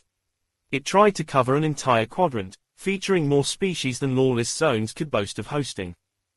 Then, there was the spot where Lisa was, which now featured Nichols, Nele, and far more humans. The descendants from Khan's organization had also joined the party, and they had obviously headed for where his wife and daughter were. That caused a chain reaction that attracted even more people. After all, the allied descendants were no pushovers, and many wanted to interact with them, somehow bringing hordes of interested humans into that group's surroundings. Princes and princesses had also temporarily joined that group. Lisa, Yeza, Princess Rebecca, and the descendants made it too important not to visit to exchange basic pleasantries. However, those nobles had left by the time Khan had freed himself of his political tasks. Princess Edna and Princess Rachel had even brought Monica away, planning to enjoy the party with her, and Anita Wilden had somehow joined them, but not before leaving someone with her husband. Khan knew he would have to have a proper talk with all the nobles privately, especially Princess Rachel, but the party was now too chaotic for those tasks. Monica was also away, so he could finally focus on enjoying himself without worrying about hurting anyone. As always, Lisa was the first to sense her husband. She was in the middle of talking with Zalpa, Princess Rebecca, and the little Tamara, when she threw her head back, knowing a warm hand would be there to receive it. "Sorry, I am late," Khan announced, making his presence known to the group, "but I see you are having plenty of fun without me." The group truly was a miracle of the universe. Luke, Lucian, and the other descendants sat on the same sand as Doku, Denny, Wayne, and the Nele. That gathering was so impossible Khan felt he was dreaming, but his eyes weren't lying to him. "Khan, I need to hear this story again," Doku immediately called, pointing at Ilman and the stunning green figure snuggling on him. "I need your version because I don't believe his for a second." "Brother, is this what you did on Nighties?" Wayne asked, laughing while holding his cup as if it were the most important item in the world. I'm truly following in your footsteps. That's right, Khan's brother. Ilman exclaimed. This is the Nichols way, and Khan is a true Nichols. Lisa threw a look at Khan, who matched it, sharing her exact thoughts. That diverse meeting was indeed a miracle, but having Ilman and Wayne in the same place was closer to a headache-inducing catastrophe. You worthless, Zalpa cried, refraining from completing her insult due to the little green girl sitting before her. What's wrong, Aunt Zaza? Khan wondered, feigning innocence, but earning himself a giggle from under him. If looks could kill, Khan would have died countless times already under Zalpa's glowing glare. Yet, Tamara forced her to hold back and snort, resuming showing how to do braids to her parents. Princess Rebecca also looked interested in the practice while sitting next to Denny, deepening the relationship with that acquired member of her family. The descendants threw nods at Khan, but remained silent, knowing someone else took priority. George was also aware of that, showing a proud smirk while whispering something to the little boy sitting on the sand with him. The little boy looked at his father and stood up with his help, watching innocently as the newly arrived bright-eyed man walked toward him. You must be Michael, Khan said, kneeling to be face-to-face with the blonde boy. Nice to meet you. I'm Khan, your godfather. Chapter 1495, Children. Michael wasn't even 3 years old, but Khan could already spot clear resemblances with his parents. He seemed to have mostly taken after his mother, but Khan couldn't help but see traces of George everywhere in that young boy. The little boy had to squint his eyes to look past Khan's light. It was actually a strange experience for him to be among so many bright-eyed people, but his youthful innocence worked in his favor there, making him curious rather than scared. Michael heard Khan's words but half turned to look at his father, who was still holding him straight from behind. George nodded, reassuring his son, who understood the silent invitation. Uncle Khan, Michael asked, facing the blue light again. That's right, Khan confirmed. I'm your Uncle Khan. Michael remained still, doing his best to study the stranger he had heard about many times, not knowing how to react. Hey, Khan called, jokingly scolding the boy. Give your uncle a hug. The request solved Michael's confusion, but he still looked at his father, waiting for his approval, which he gave with another nod. Michael didn't hesitate anymore at that point, spreading and lifting his arms so that he could wrap them around Khan's neck when he pulled him onto him. What a polite young man, Khan exclaimed, containing his strength despite wanting to pamper that boy rotten, lowering his voice to address his friend. How is that even possible? Jealous much? George snickered, but fatherly pride replaced his teasing mood when he focused on his son. Truth be told, even he was pleasantly surprised by that unexpected result. I can't wait for you to be big enough to hear your father's stories, Khan joked. Don't you dare, George cursed, reaching for his son's back to pull him away from Khan and make him face him. Your old man is a paragon of virtue. Don't let evil Uncle Khan corrupt you. Uncle Khan is not evil. Tamara promptly cried, almost making Zalpa mess up her braid making. You are just too much of a good girl, Khan praised, switching the target of his affection, gently pinching Tamara's cheek. And look how beautiful Aunt Zaza made you. Tamara giggled but still pouted in George's direction, not wanting to let it go. Yet, Michael also looked back at her, ending up agreeing with Khan. Pretty, Michael muttered, and Tamara's pout melted, replaced by a happy giggle, seemingly making her forget about the matter. George glanced at his son, not knowing whether to be confused or nod proudly, but Ilman beat him to it. Your son is just like you. Ilman laughed. What you learned on nighties is carrying through. You must still tell me more about knits, Jenna reminded, pulling Ilman's arm even further. I'll take you there one day, Ilman promised, and Jenna couldn't help but snuggle toward his face, searching for his lips. George was still unclear on how to take that rollercoaster of emotions when Doku leaned in his direction to hand him another drink, voicing a helpless comment that seemed to come from experience. You can never win against kids, Doku preached. You'll get used to it. George sighed, ruffling Michael's hair while pulling him down, planning to enjoy his drink, only to see Alice and Freok's gazes darting between the daughter and his son, sensing that something was up. The scene left plenty of room for interpretation. After all, the matter was about kids who didn't think too deeply about what they said. However, Zalpa didn't care about that, and George found her protective glare pointing straight at him. Khan had to refrain from exploding in one of the loudest laughs he was capable of. The scene was too much for him, so he retreated to his wife, hugging her from behind, deciding to focus on the daughter sleeping in her arms instead. Yeza woke up under that familiar blue glow, matching it with her own while releasing happy noises. She even struggled to sit up, wanting to climb over Lisa to reach for the smiling face above her. Lisa helped, and Yeza ended up on her shoulder, where Khan started playing with her, uncaring of the general attention his gesture claimed. Doku couldn't help but gulp down his drink, hesitating to stand up to dwell a bit longer in that scene. He was surrounded by couples and their kids, making him yearn for the same thing. "You are making me miss my family," Doku sighed, forcing himself to stand up, only to freeze. Sniffing noises came out of his nose, reminding Khan and those who knew him of something specific. "Oh," Lisa exclaimed, looking in the distance. It was her then. Khan shot a questioning look at Lisa, only to follow her gaze toward an incoming group of auras.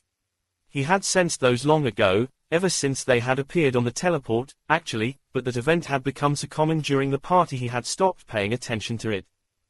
Nevertheless, there seemed to be something special about that new batch of guests, and what became evident once they got close enough to the group. More white-eyed figures had landed on Earth, and Khan was surprised to recognize one of them. 10 years was a long time, and Khan's perception back then was incomparable to what he wielded today. Lisa obviously was an exception, but he had forgotten many of the unique auras he had sensed in the past. However, Khan only needed one look to reawaken those distant memories, recognizing the woman walking hand in hand with two shockingly cute children, a boy and a girl. Of course, Doku was the most shocked of them all. He slowly turned in the direction of the new group of Nichols, focusing on the woman, wearing a stiff smile. "If it isn't my loving family," Doku exclaimed, switching to the Nichols language. "Your loving family would have loved a call," Asni scolded. "Imagine my surprise when I teleported to Karavis in a hurry, only to find out you had gone drinking on Earth." Chapter 1496, Everything. Asni was still as voluptuous as Khan recalled, which the white robe that covered her completely did a poor job at hiding. Yet, she had lost any trace of the facial and spiritual immaturity that still existed in Khan's memory, becoming a proper and beautiful mature woman.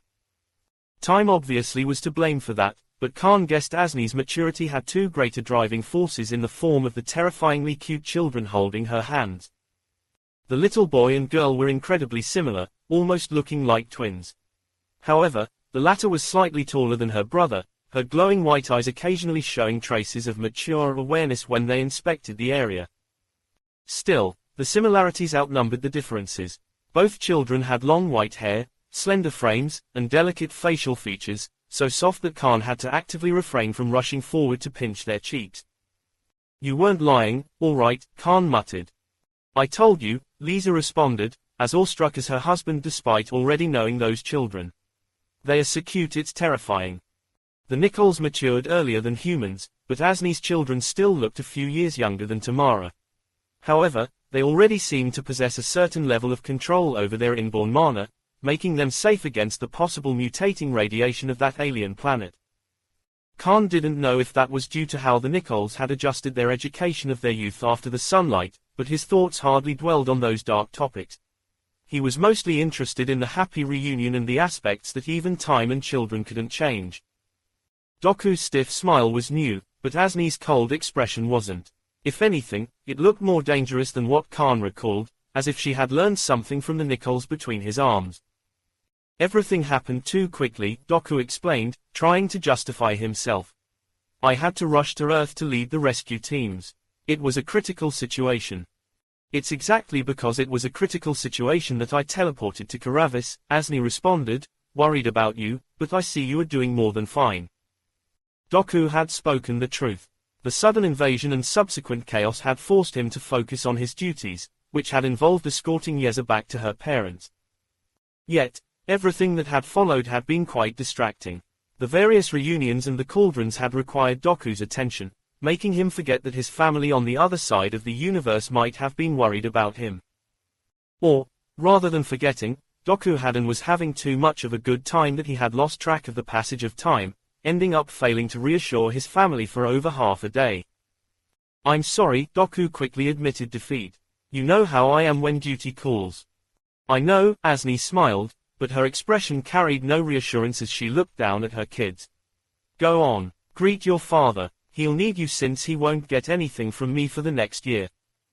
Doku's smile stiffened even further, but his kids ignored the meaning behind Asni's words, their faces lighting up as they erupted in an identical, simultaneous exclamation. "Dad!"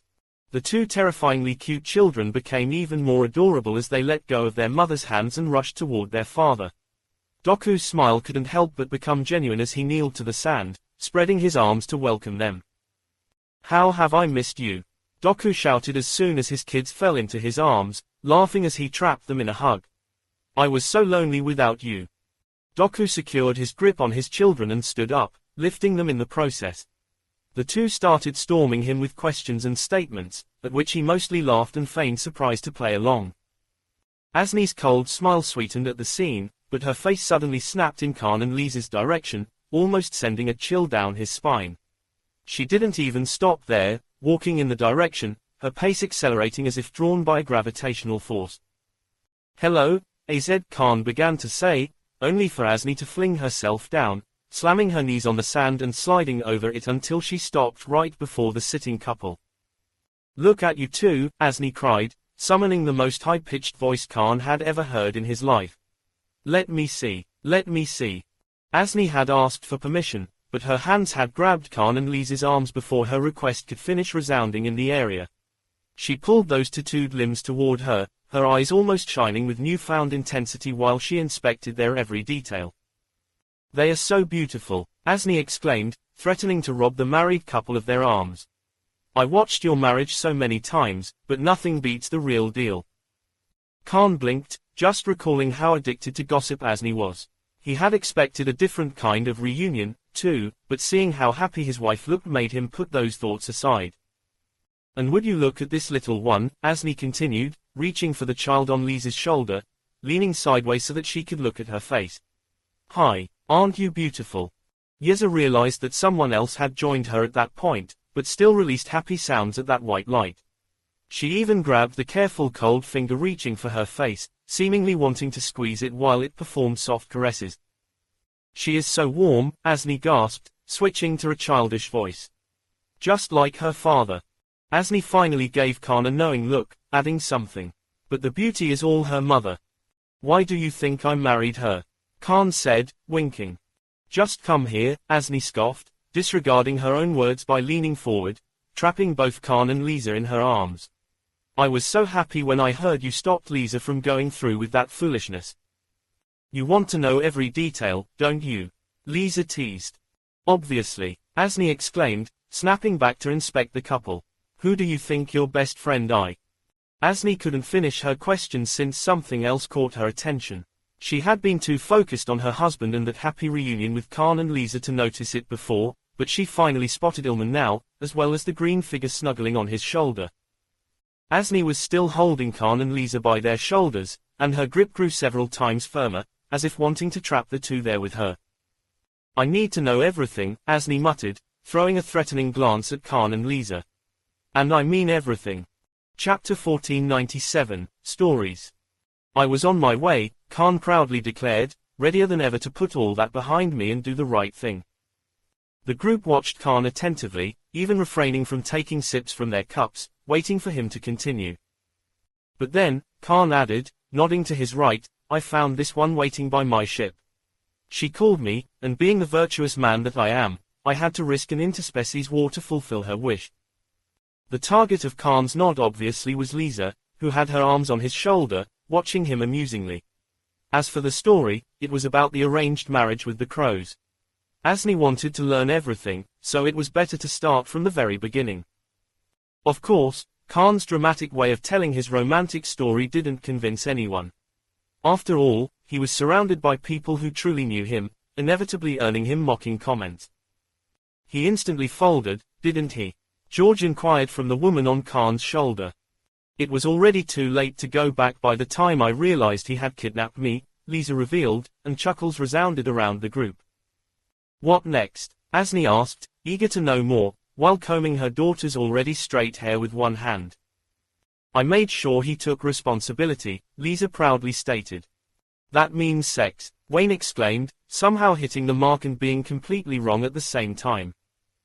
Khan is a romantic, Ilman scoffed, seemingly having taken it upon himself to educate Wayne. That came later. The group had long since reached the silent agreement to ignore both Ilman and Wayne until it was strictly necessary. Yet, Princess Rebecca was still on the scene, and that more explicit talk left her both stunned and intrigued. The intrigue was self-explanatory.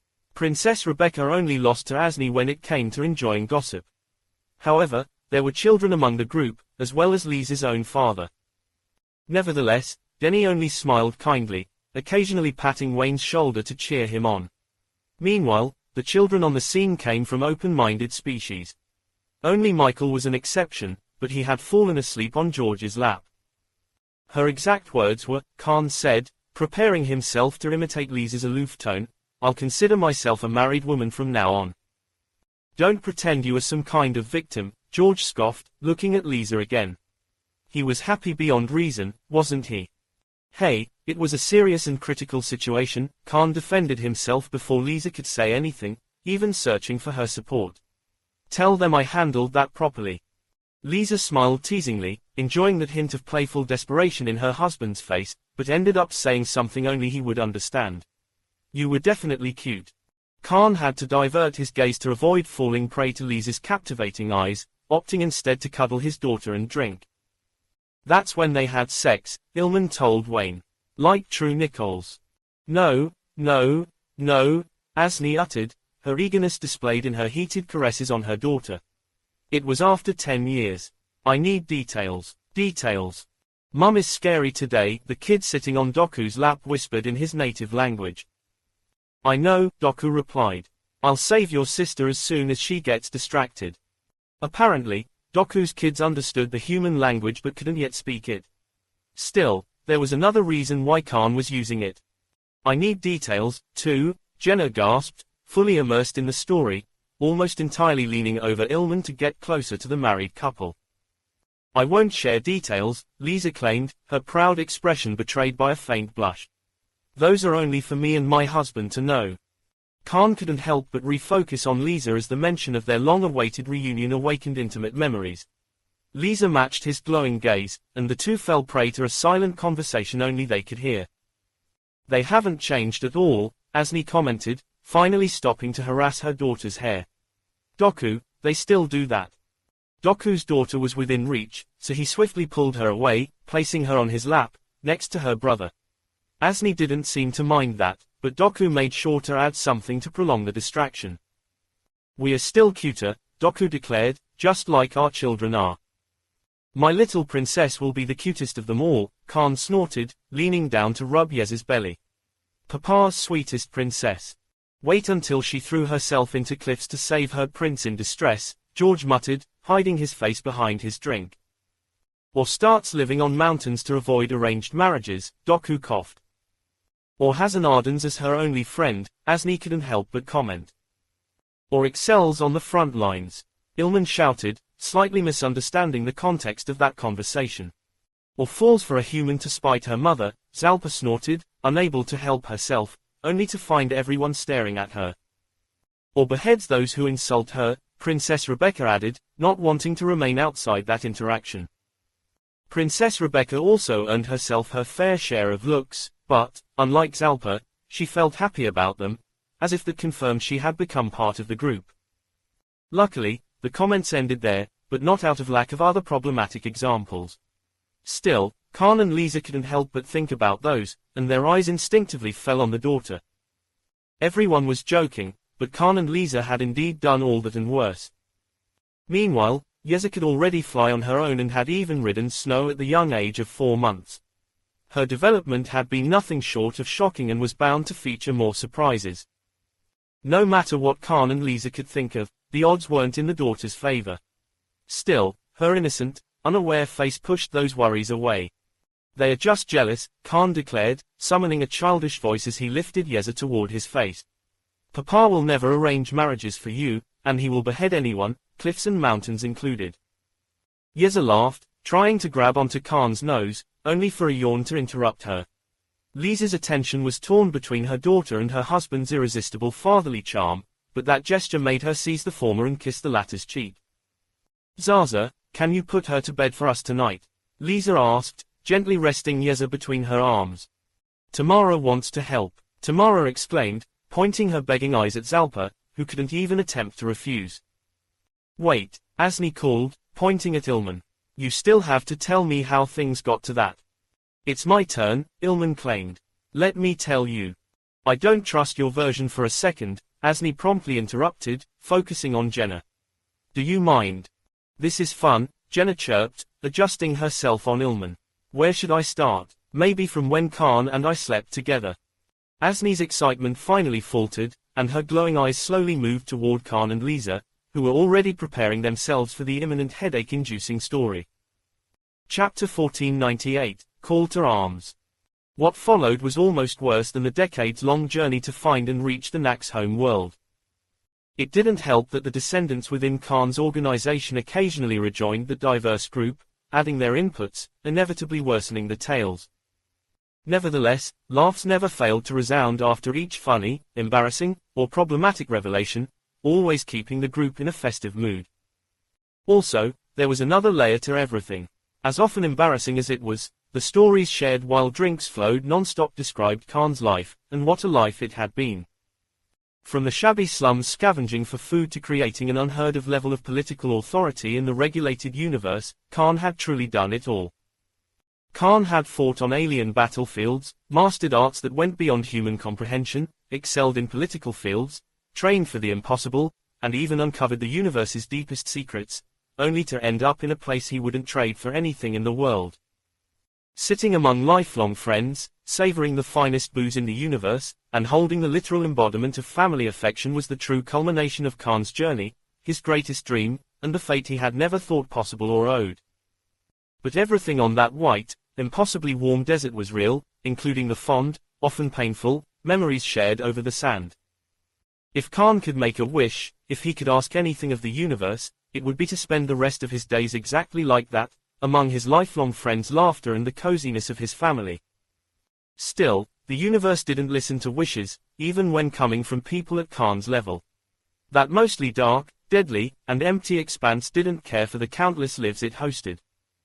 However, that dreamlike future was still possible. Khan couldn't ask for it, but could forge it by winning the greatest war to ever descend upon the universe. That universal battle was the last hurdle, the final enemy to defeat to create the future Khan wanted, and its call eventually claimed his presence. It all started with a loud shout that shook both sand and sky, echoing across the vast gathering and forcing the various, strategically placed machines to do the best to suppress it. The laughs came to a sudden stop, and multiple gazes, glowing and not, converged on Khan, who was already looking at a spot hidden by dunes behind him. Lisa reacted accordingly, crawling forward to place her baby in Zalpa's arms, who was careful not to awaken her. Yeza was asleep again, and it was better to leave her at that. Her parents risked forsaking their political duties if she woke up crying. "This was truly fun," Khan exclaimed, sighing as he stood up. "Let's do it again before everything starts." Lisa also stood up, only to move away so that Khan could approach Zalpa and leave a quick kiss on his sleeping princess. Lisa took his hand right afterward, and the two faced the group, showing smiles and throwing goodbyes. "Bye, Salter. Bye, Alina," Khan said, addressing Asni and Doku's children since he had finally learned the names. "I will be pretty busy with everything, but we can find the time to meet as long as you remain nearby." Of course, the nearby Khan had mentioned included entire planets and his domain as a whole. Still, the war effort was bound to begin once that party was over, making everyone more than busy. A round of salutes and more jokes flew in Khan and Lisa's direction, but the couple ultimately set off, flying toward the real center of that vast gathering, crossing the dunes to reach the main meeting. The Thilku Emperor, the Royal Guards, Musan, the Crow's Tall Sphere, Dinulu, Mazetel, and Parank were exactly where Khan had left them, only slightly drunker.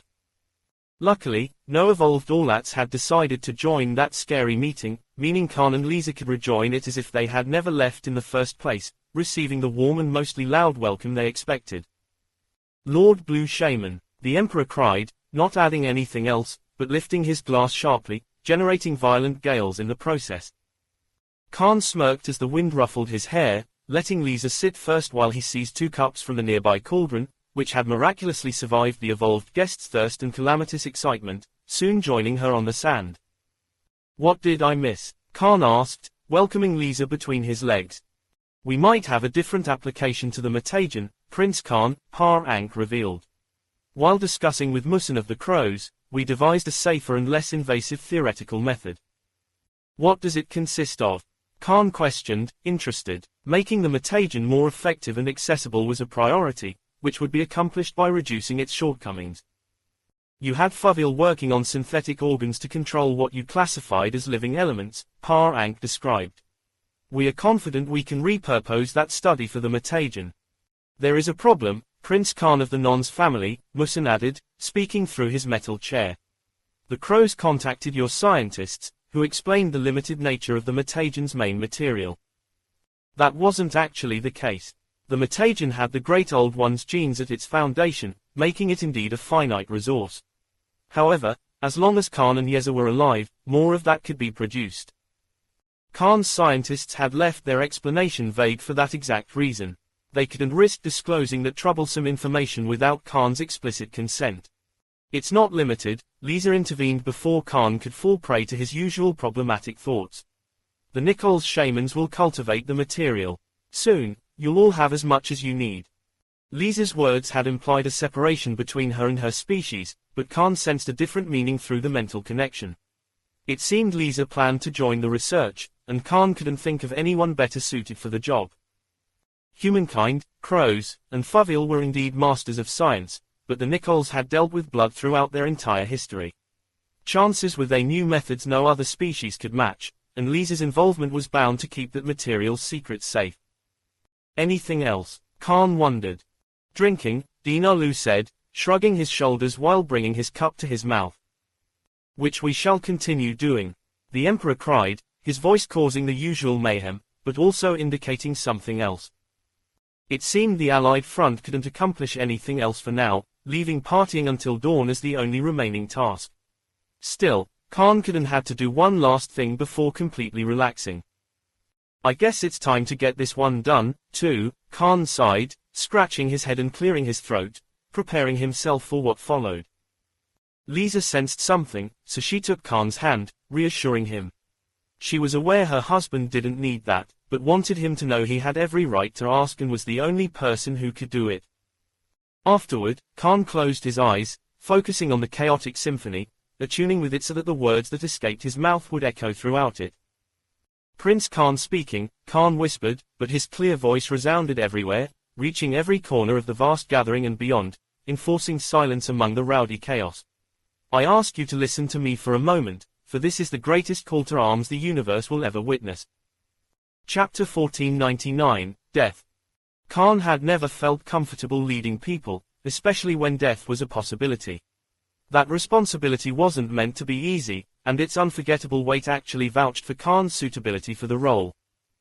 Yet, Khan had to do just that now, and the stakes couldn't be higher. Moreover, he didn't need just anyone. His words had to reach figures that no one could truly control, compelling them to join him despite the differences in species and dangers. To do that, Khan couldn't limit himself to a simple request. Orders wouldn't suffice, either. He had to inspire people to ignore their allegiances and duties to band together and pursue the greater good. Khan's words didn't only have to be perfect. They also had to be heartfelt, able to resonate with something more profound than genes, stirring emotions and drives at the very foundation of every living being. "We all come from different planets," Khan announced, the quadrant's mana echoing his voice, making it sound as if the sky itself was speaking. "Different alliances," Khan continued, "different cultures, different worlds." That very meeting among evolved representatives couldn't be more emblematic of that feature. Different, often conflicting cultures had come together, ignoring past grudges and incompatibilities to work toward a common goal. "We follow different values," Khan added, "abide by different rules, strive toward different goals. We even have different skills, looks, and tastes, but we do have one thing in common." Khan stopped, letting the echoes of his voice exhaust their power, waiting for silence to fall on the white desert. We all want to live, Khan declared, his voice heavier this time, conveying more of its weight across the quadrant. The reason didn't matter, the different goals didn't, either. Everything risked ceasing to exist, demanding utmost priority. The enemy at our doors doesn't know compromise, Khan stated. It won't listen to reason. It's death incarnate for anything that carries or has been touched by the mana. It's death for us and life as we know it. That was the true chaos' greatest advantage and most terrifying feature. That enemy had a single-minded purpose, turning a multitude of warriors into a joint, unshakable army that would benefit from any division from its opponents.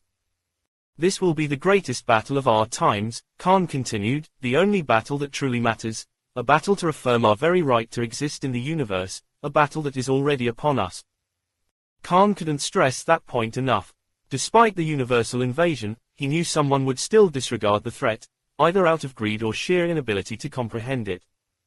In a way, Khan struggled on that last point, too. Imagining an enemy capable of devouring something as vast and endless as the universe went beyond his brain's capabilities. Yet, he wasn't wrong, just like he was right about the need to defeat it. I'm strong, Khan exclaimed. I'm truly incredibly strong. I'm stronger than any of you can imagine, so I'll be sure to face the greatest threat. Lisa had to muster the entirety of her self-restraint not to squeeze Khan's hand harder. As much as she accepted that her husband had to fulfill that role and was the only one who could, she couldn't help but be worried. But there are more threats below the top, Khan continued. The enemy leader has beings of immense might under his command, and they are probably far more numerous than I can ever predict. Information could win wars, but the true chaos had the undeniable upper hand there. It was too mysterious an enemy to study. Khan wouldn't even know where to begin. He could only prepare for the worst and hope it would be enough. I wish I could fight them all on my own, Khan admitted, remove that threat altogether, diminishing the casualties on our side, and making it easier for everyone. Actually, Khan would have preferred to fight that entire war on his own instead of sending people to their death. He didn't care for the glory of recognition. He only wanted that issue dealt with, but one thing was painfully clear. I truly wish I could, Khan repeated, sighing, but I can't. This enemy is bigger than anything I ever want to be, and I can't defeat it alone. The final enemy was a god with unknown might, and his underlings were no pushovers. Khan couldn't allow himself to be distracted and lose focus on his actual target. That was a variable he couldn't afford when the fate of the universe was at stake. I'll share everything I know, Khan declared, everything I've learned from my nightmares, my trip to the Naxx home world, and my last battle. I'll even offer anything I own because none of that matters if we are dead. Khan didn't want to say his following words. They were quite shameful, but his pride couldn't matter, and that wasn't for the universe. He would gladly make a fool out of himself if that meant ensuring his daughter's future. Just help me, Khan said. I don't care who you are, where you are from, what you look like, what language you speak, which lords you serve, or what powers you wield. Just help us. Surprisingly, the Emperor remained silent before Khan's call for help. Despite the Thilku's emphasis on pride, the Emperor acknowledged the strength required to put it aside, especially for someone in Khan's position. If anything, there was pride to be found in that, too. If you want to increase your chances of survival, Khan announced, fight with me. If you like your current life, join me. If you have anyone, anything you wish to protect, come by my side. I'll welcome you all. That didn't sound like anything different from what Khan's Bowway was already doing. However, his words had a deeper meaning for specific targets, which he hoped his message would reach and affect. Broken oaths can be mended, Khan said. Betrayals can be forgiven. Anything is possible as long as we are alive, but, for that, we must win. Khan loudly exhaled, unbothered by the fact that the symphony echoed that, too, before adding his last line. Because today we are fighting death, and I promise you we can defeat it if we face it together. Chapter 1500, Allies. The echoes of Khan's voice kept resounding and spreading further through the quadrant before eventually dissipating. Even his connection to the symphony retreated, releasing it from his command. At that point, Khan closed his eyes, sensing the cold hand holding his and the foreign affection and pride seeping through the mental connection, but focusing on his previous words. The speech had come out more desperate than Khan would have wished for. Soldiers followed strength, while Khan felt he had projected weakness. Still, everything Khan had said was the truth. That war was about the very right of any mana-based living being to exist, so it was their responsibility to fight and help. It was a unifying struggle to remain alive, which Khan hoped his words had conveyed. Of course, Khan didn't expect much from the people in the White Desert. After all, they were already somewhat confirmed allies out of virtue of their presence at the gathering. The whole point of the speech was to reach the ears and hearts of those who weren't in the desert, hopefully prompting them to ignore duties and oaths to prioritize the war. Namely, Khan wanted the evolved warriors on the global army and noble families' payroll to understand the gravity of the situation and forsake the dangers associated with revealing themselves, abandoning their posts to focus on what truly mattered. Obviously, Khan wouldn't mind if alien monsters joined his call to arms, too. He would even accept forgotten offspring of the Great Old One's species at that point. Human evolved warriors were simply more likely to hear and listen to him. No murmurs resounded once Khan's speech ended. The partying didn't resume. The guests even refrained from drinking, seemingly stuck replaying those words in their heads, conflicted about what to make of them. That wasn't due to the speech's contents. Most guests were already aware of the threat's nature in the end. The issue was with the speech's origin. Prince Khan was an infamous, fearsome individual, so hearing him basically begging for help was nothing short of shocking. That went entirely against the idea that most people had of Khan. His usually overbearing and domineering actions were nowhere to be seen there. The guests only heard a man desperate to do the right thing, willing to demean and disgrace himself to achieve the greater good. Nevertheless, before anyone could decide whether to respect or laugh about Khan's actions, the Thilku Emperor started to stand up, generating familiar earthquakes despite his methodical gesture. The earthquake prolonged the silence, and Khan reopened his eyes, pointing their blue glow at the tall figure towering on his left. He didn't know what the Emperor had in mind, but spotted the intact drink in his six-fingered hand. "Ah!" the Emperor suddenly cried, his voice louder than ever, but also carrying a specific purpose. Due to the never-ending series of shockwaves, the meeting among evolved representatives was at the center of a deserted area encircled by dunes, which the Emperor's cry blew apart now. Sand blew everywhere but failed to reaccumulate into physical hindrances, either dispersing past the vast gathering or vanquished by the appointed defensive measures. The crowd still hindered most guests' vision, but the meeting's true center was finally visible now, displaying the Emperor's still-standing frame. The royal guards followed suit, standing up, lifting the drinks at their fearsome leader, only looking at him but waiting for his speech to begin. Lord Blue Shaman knew about this enemy before being crowned Lord, the Emperor announced, making the quadrant's defensive measures work overtime, before being crowned anything. Unlike the royal guards, the Emperor had his gaze on Khan, matching his. It also sounded like he had done his research since tasking Khan with that special mission. He was alone, the Emperor continued, but he fought anyway, knowing no one would believe him. The Empire was guilty of that, too. Khan had shared the feelings from his nightmares to convince the royal court, but the Emperor had still waited until he brought back actual proof to mobilize his armies. And even if he had remained alone, the Emperor added, he would have continued to fight, facing the whole war by himself. I've seen his resolve myself and will crush anyone who questions it. Needless to say, the violent shockwaves and tremors that accompanied the Emperor's statement sent chills down everyone's spines. Of course, that didn't include Khan. If anything, he felt the urge to tease that big alien over his deadly protective stance toward him. But Lord Blue Shaman isn't alone. The Emperor cried. Lord Special Emissary brought us together to fight the greatest war the universe has ever seen, and fight it we will. Thilku stood up all over the gathering, uncaring of the confused gazes the surrounding guests shot at him, lifting the glasses toward that central spot in the desert. And win it we will. The Emperor cried again, for Prince Khan's efforts, for the Empire's pride, and to defy death. That change in titles didn't go unnoticed, but Khan dismissed it, standing up while also lifting his cup, bringing order to the symphony the Emperor had turned into a chaotic mess.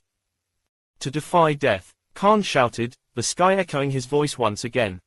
Ah! The Emperor roared, inflicting irreparable damage to the quadrant, which his broadening smirk deepened.